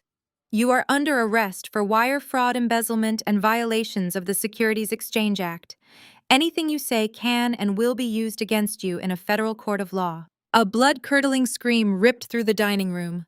Chloe dropped to her knees on the floor, tearing at her meticulously styled blonde hair. She watched in absolute, unadulterated horror as her untouchable husband was treated like a common street thug. Her perfect designer world was vaporizing before her eyes. "Get your filthy hands off my husband!" Chloe shrieked, her voice cracking with raw hysteria. "We are wealthy people. We are respectable citizens. You cannot do this to us. We will destroy your careers." An agent stepped toward her, holding a hand up to demand silence, but Chloe was completely unhinged. She scrambled forward on the floor, ruining her custom Chanel dress. She tried to grab the lead agent's uniform, but another agent stepped in her path, blocking her advance. Patricia remained pressed flat against the dining room wall. Her hands covered her mouth, and her eyes bulged with pure, absolute shock. The high society matriarch who had just threatened to disown me was now a terrified witness to a federal raid. She watched the federal agents fan out. Several investigators wearing rubber gloves immediately moved to the mahogany table. They gathered the shredded document and bank statements, securing them inside plastic evidence bags. I stood quietly near the side table, my posture relaxed. The federal agents moved around me with deliberate care, making no attempt to detain me. They knew exactly who I was, and they knew I was not the target. Trent turned his head, pressing his bruised cheek against the wall. He stared at me with wide, panicked eyes as the cold steel handcuffs locked his wrists tightly together. He finally realized his money could not save him tonight. The dining room descended into a state of frozen chaos. Trent was being dragged toward the front door by the tactical team, his designer shoes scraping uselessly against the stone foyer floor. Chloe remained on the floor, her silk gown stained and her mascara running in black rivulets down her face. She was no longer screaming, but was instead emitting a low, keening sound of pure defeat. Patricia stood motionless, her hands still pressed against the wall, as if that cold surface were the only thing keeping her from collapsing into a pile of shattered status symbols. I did not look at them. I did not want the satisfaction of seeing their ruin. My attention was focused entirely on the man approaching me. The lead investigator was a man of medium height, with sharp eyes and a badge that gleamed under the intense lighting of the foyer. He was not here to interrogate me. He was here to acknowledge the surgical precision of the trap I had set. He walked right past the crying Chloe and the struggling Trent, stopping only when he reached me. He extended his hand in a gesture of genuine professional respect. "Agent Harrison," I said softly, accepting his grip. He held my hand firmly for a long moment, his eyes scanning mine with clear appreciation for the work I had done. "Maya, thank you," he stated clearly, loud enough for the entire room to hear. "The evidence you provided was absolute perfection. We have been tracking these shell companies for 14 months, but we never had the specific routing keys to unlock the primary hold. You did not just give us a tip. You gave us the keys to the entire operation." I allowed a small, confident smile to touch my lips. Trent's family was watching us with their mouths hanging open. The narrative they had built around me being an unstable failure was crumbling under the weight of federal intervention. "Holding stolen money is a crime," I stated, my voice cutting through the stifling tension of the mansion. If I had spent a single cent of that $27 million, I would be the one wearing those handcuffs tonight. I knew exactly what Trent was doing. He wanted me to be his fall girl. He wanted the paper trail to end with my name and my bank account. I shifted my stance, watching an agent finish bagging Trent's laptop and phone into a metallic evidence container. That afternoon, while Trent was out at his lunch meetings, I triggered the SEC whistleblower protocol. I handed over every scrap of evidence I had been meticulously collecting for years. I provided the offshore routing codes, the fraudulent invoices, and the direct link between his firm and the public pension fund. And most importantly, I gave them my own biometric authorization to immediately freeze the account. I did not want the money. I wanted the monster who stole it behind bars. I turned my head to look at Chloe, who was still curled in a ball on the floor. "The government is already in the process of returning every single dollar to the Atlanta Teachers' Pension Fund," I announced to the room. "The money is frozen and secured. The audit has begun." Patricia finally found her voice, though it sounded like dry parchment tearing. "You destroyed us," she whispered, her face a mask of bitter resentment. "You are our daughter, and you chose to destroy this family." I turned to my mother, feeling a strange sense of finality. "I did not destroy this family, Mother," I replied calmly. "You and Trent did that the moment you decided that my life and my reputation were less valuable than a social standing built on lies and stolen retirement checks. I just stopped hiding the truth." The investigator stepped between us, signaling to his team. "We have enough evidence to secure the indictments tonight." Maya, we may need you for a formal deposition later in the week, but for now, you have done your part. You are free to go. The air in the mansion felt lighter as the lead agent signaled for his team to clear out. Trent was being shoved into the back of an unmarked black van, his face pressed against the cold window glass as he caught one last glimpse of his former life. Chloe was being led out by an agent, her protests now reduced to incoherent whimpering. My parents stood abandoned in their own foyer, the massive house feeling suddenly empty and cold. They were surrounded by the wreckage of their own ambitions. I did not feel triumphant. I did not feel vengeful. I felt a profound sense of closure. As I walked out of the heavy front doors, the cool night air of Buckhead hit my face. It was the freshest breath of air I had taken in years. I checked my phone. I had no new messages from my father or my brothers. I had no more secrets to keep, and no more lies to protect. My bank account was empty of the stolen millions, but my soul was full of a hard-won integrity that no amount of money could purchase.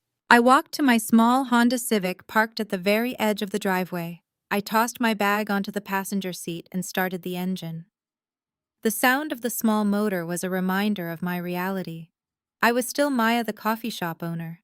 I was still the woman who had walked away from their corporate greed. But tonight, I was also the woman who had brought a billionaire to his knees using nothing but the truth and a laptop.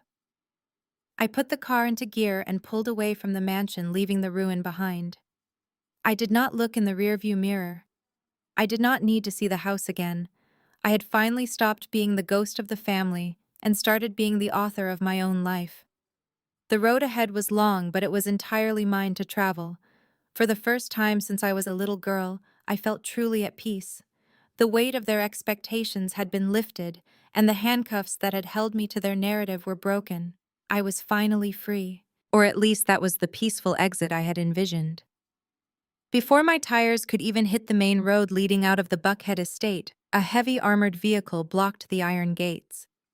Agent Harrison stepped out of the mobile command center and held up his hand, signaling for me to stop my car.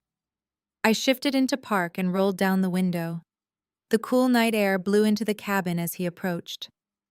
Maya, I need you to step out of the vehicle and come back up to the house for just one more moment. Harrison said, his voice entirely professional. We have a situation with your sister, and we need your expertise to verify a specific set of signatures from the data cache you provided. I turned the engine off and stepped out of the Honda Civic. I walked back up the long, pristine driveway, my cheap black shoes crunching against the gravel. The flashing red and blue lights illuminated the grand entrance of the mansion, where a chaotic scene was rapidly unfolding.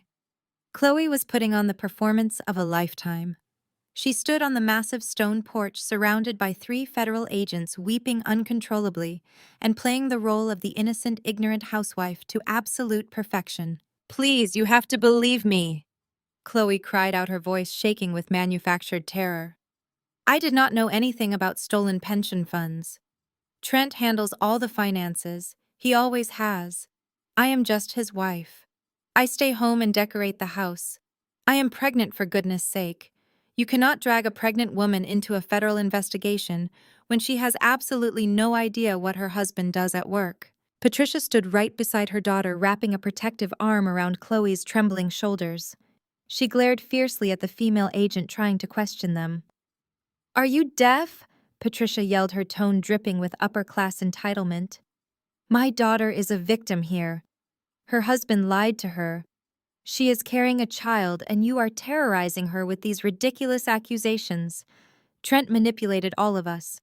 Chloe does not know the first thing about offshore routing or shell companies."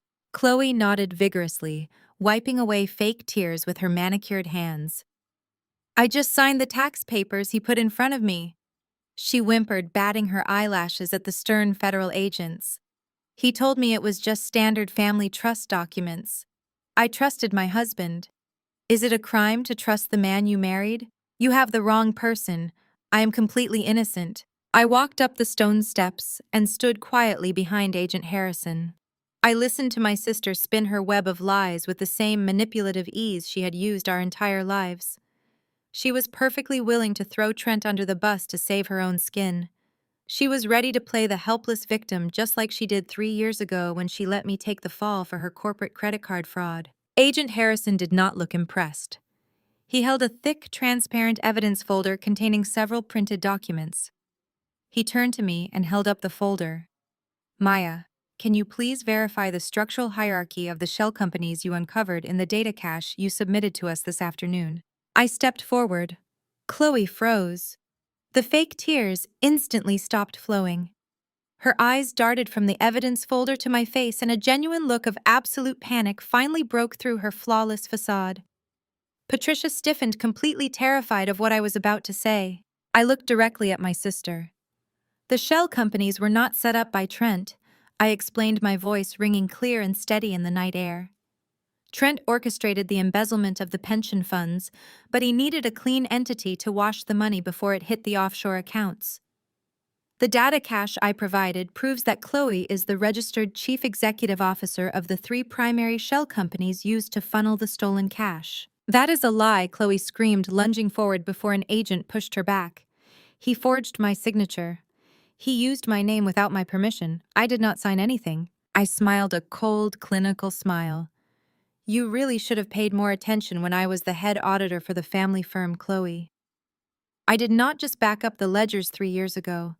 I backed up the internal communication servers. The evidence does not just show your signature.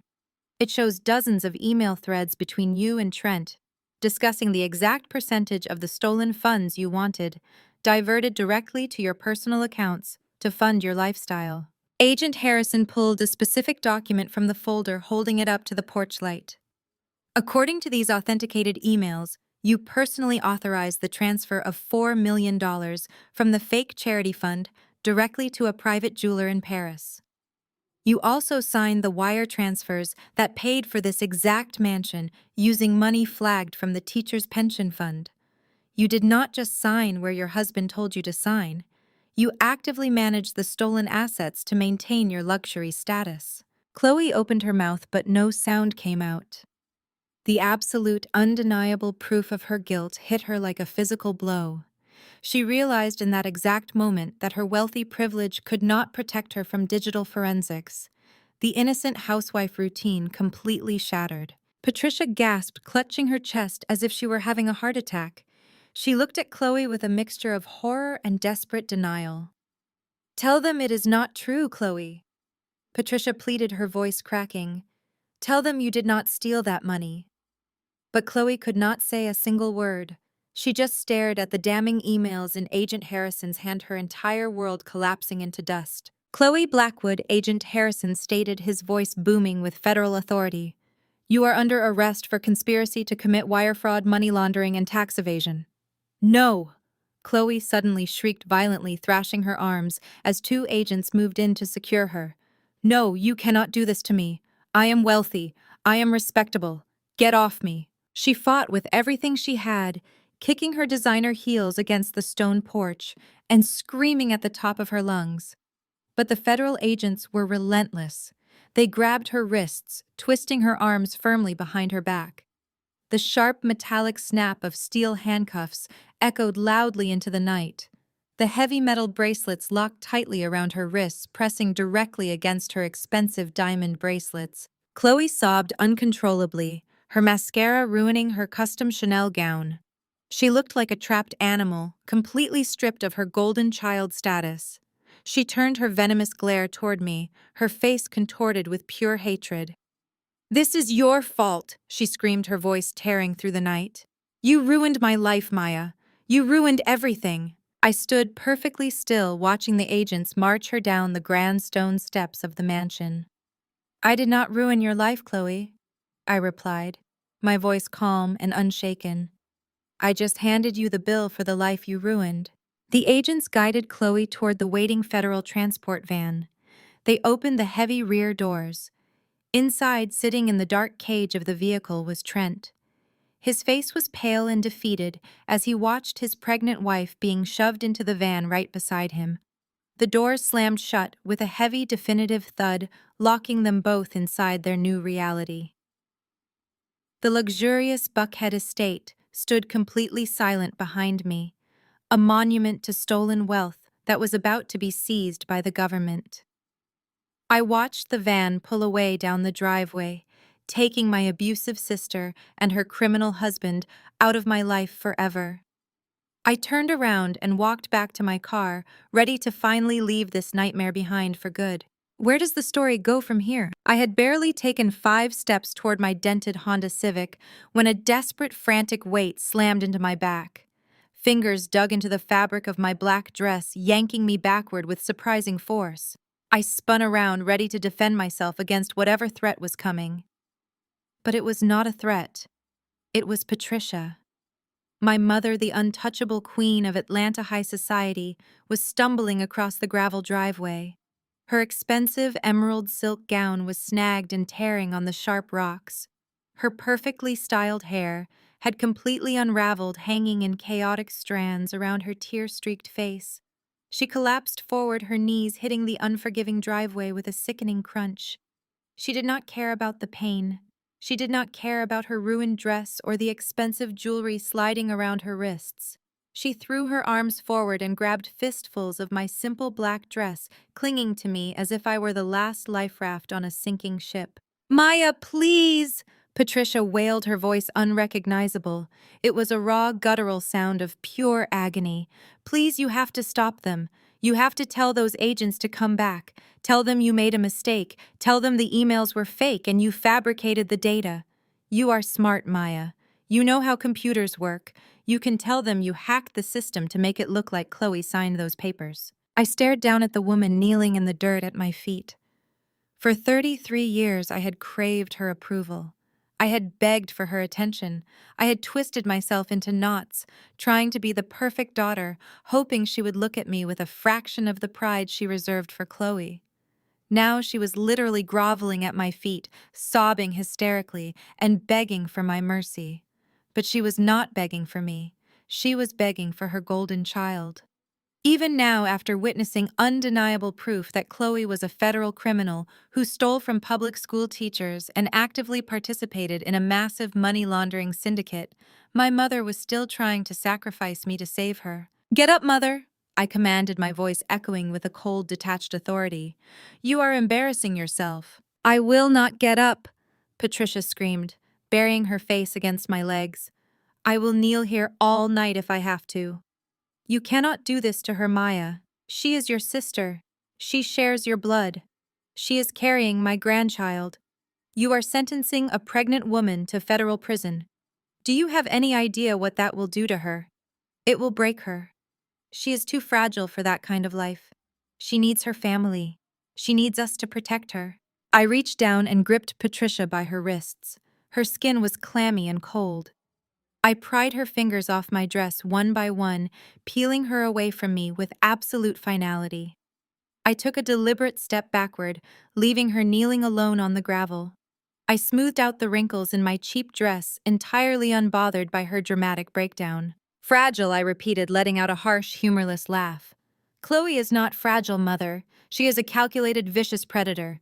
She willingly signed off on stealing millions of dollars from hardworking people so she could buy custom Chanel gowns and take luxury vacations to Paris. She did not care who she destroyed to maintain her lifestyle. And you are no better. You are just as corrupt as she is." Patricia shook her head violently, tears flying from her cheeks. "That is not true," she sobbed, reaching out toward me again, but stopping when I took another step back. "We are good people, Maya. We just made some complicated choices to secure our future. You have to fix this. You have to go to the police station right now and recant your testimony. Tell them you lied because you were jealous of her wealth. They will believe you. You have the motive. You have always been jealous of her. I will pay for the best defense attorney to keep you out of jail. I promise I will take care of you if you just take the fall for her one more time." The sheer audacity of her request hit me with staggering force. She was actually proposing that I walk into a federal FBI field office, confess to perjury, and volunteer to go to a maximum security prison so Chloe could sleep in her silk sheets. The delusion was absolute. Her obsession with preserving her social status and protecting her golden child had completely severed her connection to reality. "You want me to go to federal prison for her?" I asked, staring at her with profound disgust. You want me to sacrifice my entire life, my freedom, and my future so a criminal can keep wearing diamonds. She is pregnant! Patricia wailed again, banging her fists against the gravel. She needs a mother. The baby needs a father. You have nothing, Maya. You have no husband. You have no children. You have a failing coffee shop and a tiny apartment. Your life is expendable compared to hers. You can survive prison. Chloe cannot. Please, Maya, I am begging you on my knees. As your mother, I am commanding you to save your sister. I looked down at the pathetic, broken woman weeping on the ground. There was no anger left inside me. The fiery rage that had fueled my revenge was completely gone, replaced by a vast, empty void of absolute indifference. I felt absolutely nothing for her. The maternal bond was permanently dead and buried. My life is not expendable, I stated, my voice dropping to a low, icy whisper that cut right through her hysterical sobbing. And you are not my mother. A real mother protects all her children. A real mother does not offer her oldest daughter as a human sacrifice to protect a thief. You made your choice 3 years ago, when you fired me and ruined my career to cover up Chloe's first crime. You chose her then, and you are choosing her now. But the game is over, Patricia. There are no more lies to tell. There are no more scapegoats to take the blame. I turned my back on her and walked toward my car. Patricia let out a blood-curdling scream of pure agony. She scrambled to her feet, stumbling across the gravel, and grabbed my arm. "You cannot leave me!" she shrieked, her eyes wild with panic. "You cannot leave me here all alone. The government is going to take everything. Trent's lawyers will turn on us. I have no money. I have no access to the accounts. You have to help me, Maya. You are my daughter. You have a duty to provide for me." I ripped my arm out of her grasp with such force that she stumbled backward. I stared at her, ensuring she saw the absolute lack of mercy in my eyes. "I do not owe you a single thing," I declared. "You backed the wrong horse, Patricia. You worshipped a criminal because he bought you expensive dinners, and you protected a thief because she looked pretty in family photos. You built your entire life on a foundation of stolen money and arrogant lies. And now the foundation has collapsed." I opened my car door and slid into the driver's seat. I rolled the window down, looking at her one final time as she stood shivering in her ruined emerald gown. I felt a deep, profound sense of closure. "Do not ever call me again," I said. "Enjoy the wreckage of your perfect life." I started the engine and put the car in gear. Patricia stood in the driveway, weeping uncontrollably as I drove away. I did not look back. I kept my eyes firmly fixed on the road ahead, leaving the mansion, the lies, and the woman who was never truly a mother far behind me in the darkness. My headlights illuminated the gravel driveway, cutting through the darkness. Before my foot could press the accelerator, a shadow darted in front of my car. Patricia stood directly in the path of my Honda Civic. Her hands slammed flat against the hood. Her emerald silk dress fluttered in the night breeze. She was completely unhinged, refusing to accept that her reign of terror had permanently ended. I slammed on the brakes, throwing the car into park. I rolled the window down, the air rushing into the cabin. "Maya, you cannot just leave me here," Patricia wailed, rushing around to the driver's side window. She grabbed the edge of the glass, her knuckles white with desperation. "You have to tell me what to do. You have to fix this. Where am I supposed to go? What about my friends?" I looked down at my mother. The woman who had prioritized country club memberships over her own daughter's well-being was now begging for a public relations strategy, while her golden child sat in a federal transport van. I sighed. "You still do not understand the reality of this situation, do you?" I asked, my voice echoing with quiet finality. "You are still worried about your social calendar. Their crimes are federal, Mom. There is no taking it back. There are no expensive lawyers who can make this disappear. Trent and Chloe stole from the United States government and the public education system. They are going to federal prison." Patricia shook her head frantically, refusing to process the truth. "But I did not do anything," she sobbed, wiping her ruined makeup. "I am innocent. I can keep the house. I can maintain the estate until they get out. Trent has offshore accounts. We can use those. I leaned slightly out the open window, locking my eyes with hers. I delivered the final crushing blow with surgical precision. Trent does not have any offshore accounts anymore, Mother. I gave the authorities the direct routing numbers to every single shell company he created. Every penny he ever stole has been frozen. And as for this beautiful mansion you are so desperate to protect, you really should have paid closer attention to where your son-in-law was getting his money. Patricia froze, her eyes widening in fresh terror. What are you talking about? She whispered. The mortgage on this beautiful mansion was paid using Trent's dirty money, I stated plainly, watching the horrifying realization wash over her face. Every brick, every crystal chandelier on this property was purchased with stolen pension funds. The federal government does not just arrest the criminals, they seize the assets, all of them. The feds are seizing this property tomorrow morning. They are going to lock the gates, confiscate the vehicles, and auction off everything inside to pay back the teachers your precious family robbed. You do not have a home anymore, Mother. You had better start packing. Patricia released her grip on my car window as if the glass had suddenly turned to fire. She staggered backward, her hands flying to her mouth. A strangled, breathless gasp escaped her throat. She looked wildly at the massive mansion behind her and then back at me. Her entire identity, her wealth, her status, her pride was turning to dust right before her eyes. She had chosen the abusers over the victim one last time, and now she was left with nothing. I rolled the window up, sealing her out of my life permanently. I shifted the car back into drive and pressed my foot firmly on the accelerator. I drove down the winding driveway, leaving my mother standing alone in the ruins of her own greed. The heavy iron gates of the estate remained locked open by the federal tactical teams, allowing me to pass through without an obstacle. I merged onto the main road, leaving the flashing police lights far behind me in the darkness. The drive back to my tiny apartment felt entirely different from the drive there. The suffocating weight I had carried in my chest for 33 years was completely gone. I rolled the windows down, letting the cool Atlanta night air whip through my hair. The city lights blurred past me, celebrating my hard-won freedom. I did not feel angry anymore. The toxic poison of resentment that Patricia and Chloe had injected into my veins had been flushed out completely. I was empty, but it was a clean, beautiful emptiness, ready to be filled with whatever I chose. I did not go straight home. Instead, I drove to my struggling coffee shop in the heart of downtown. I parked in the back alley and unlocked the heavy metal security grate. I stepped inside the dark, quiet shop. The familiar, comforting scent of roasted coffee beans and cinnamon wrapped around me like a warm embrace. This place was small. It was modest. It barely broke even most months. But every single brick, every espresso machine, and every worn wooden chair belonged to me. I had built it with clean, honest money. I had scrubbed these floors with my own hands.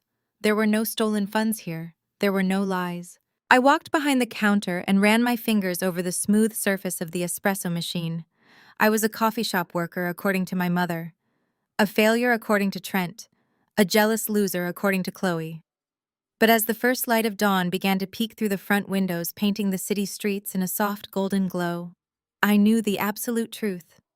I was the architect of their destruction and the author of my own salvation. I had faced the darkest, most corrupt corners of my own family, and I had emerged completely victorious.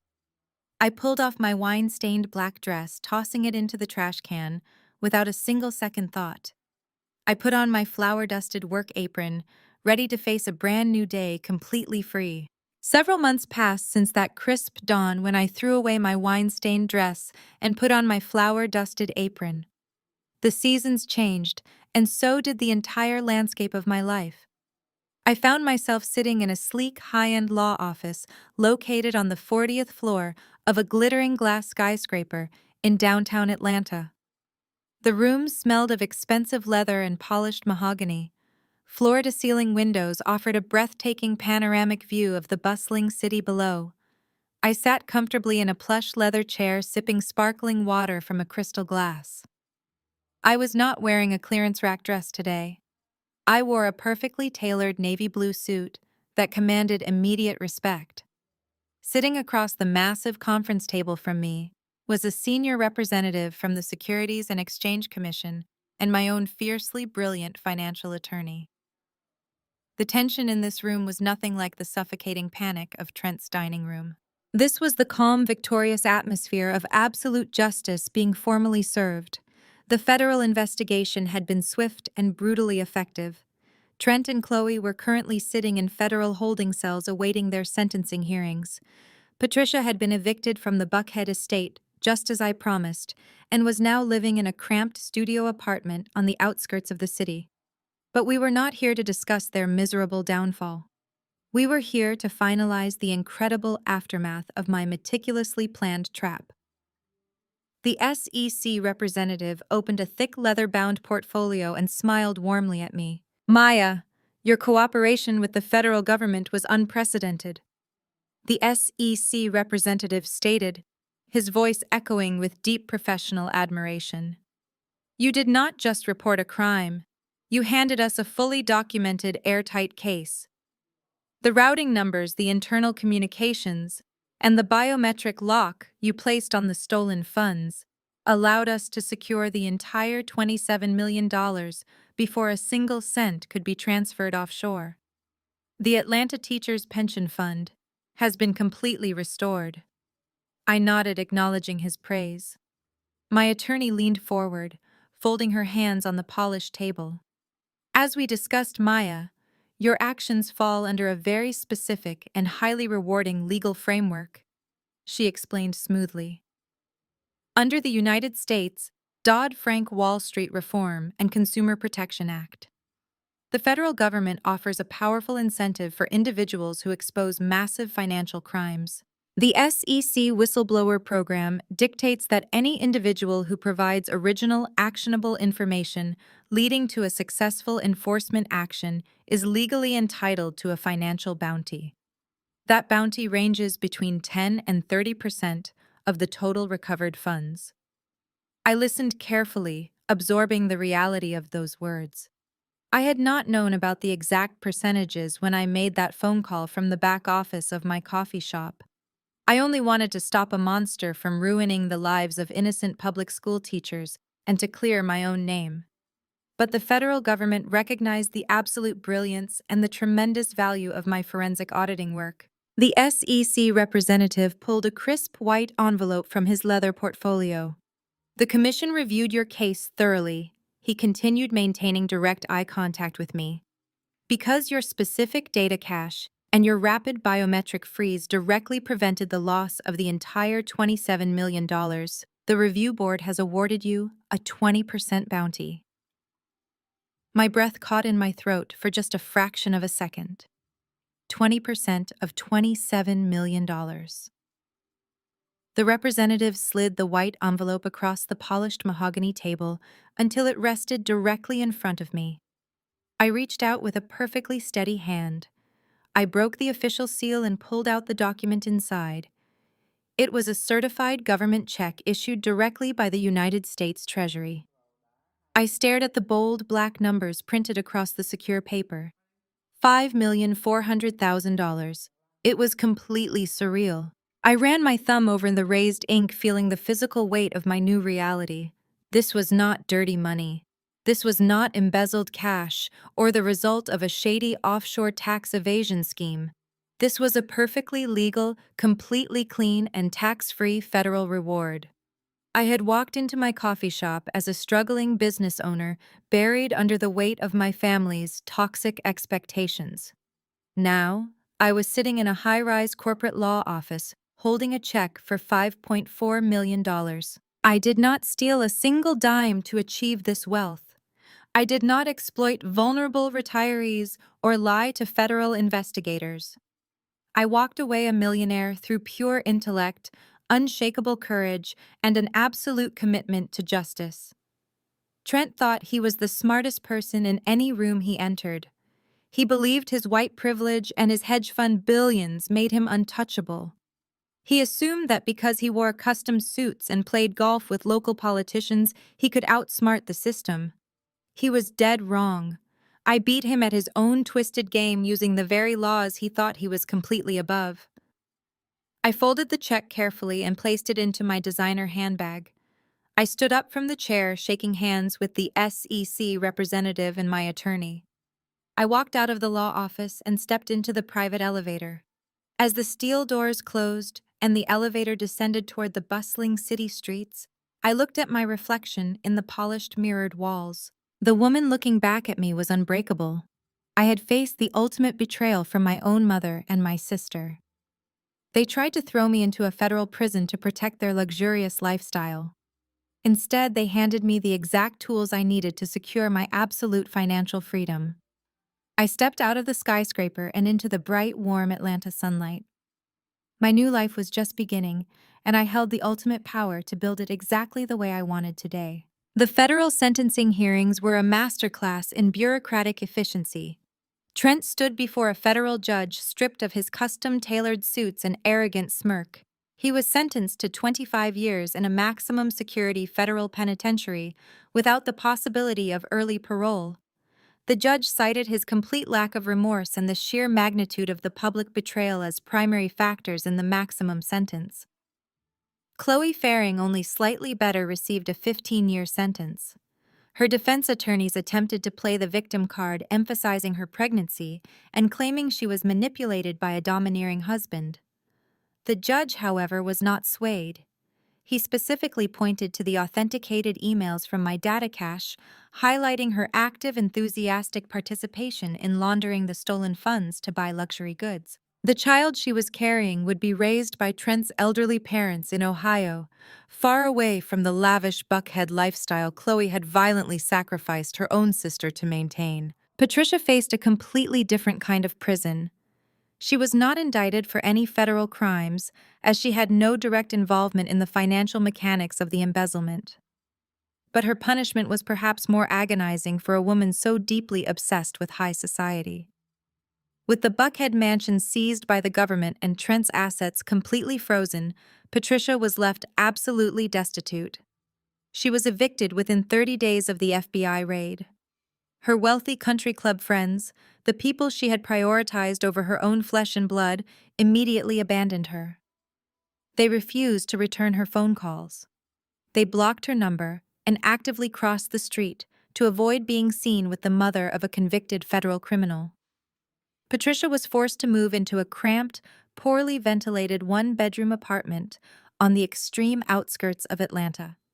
She spent her days riding public transportation to a minimum wage job as a receptionist at a discount dental clinic. Her entire identity, the pristine image she had spent 30 years carefully cultivating, was completely eradicated. She was nothing but a cautionary tale whispered about at the high society dinner parties she was no longer allowed to attend. I did not attend their sentencing hearings. I did not visit Patricia in her miserable apartment. The cord tying me to their toxic world had been severed permanently. I had absolutely no interest in witnessing their suffering. I had a brand new life to build and $5.4 million of clean federal reward money to build it with. The first thing I did was save my coffee shop. But I did not just pay off the outstanding electrical bills and fix the broken espresso machine. I bought the entire commercial building outright. I completely renovated the space, expanding the cafe into a massive modern community hub. The brick walls were restored, the lighting upgraded, and I doubled the salaries of my loyal employees who had stuck with me during the leanest months.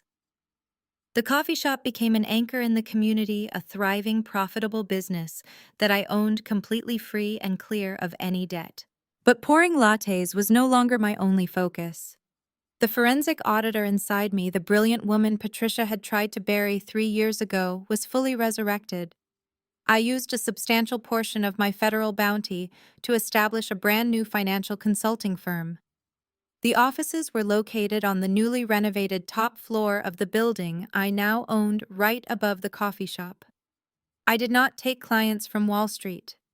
I did not cater to hedge fund managers or wealthy socialites looking for tax loopholes. My firm was explicitly dedicated to helping minority-owned small businesses in Atlanta thrive. I provided elite financial auditing, tax strategy, and growth consulting, to the people who actually built the city. I leveled the playing field for entrepreneurs who had been historically locked out of the financial sector. My reputation in the industry skyrocketed. I was no longer the disgraced scapegoat of a corrupt family firm.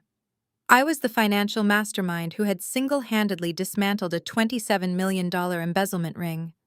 I was invited to speak at universities and business seminars. The city recognized my expertise and respected my unwavering integrity.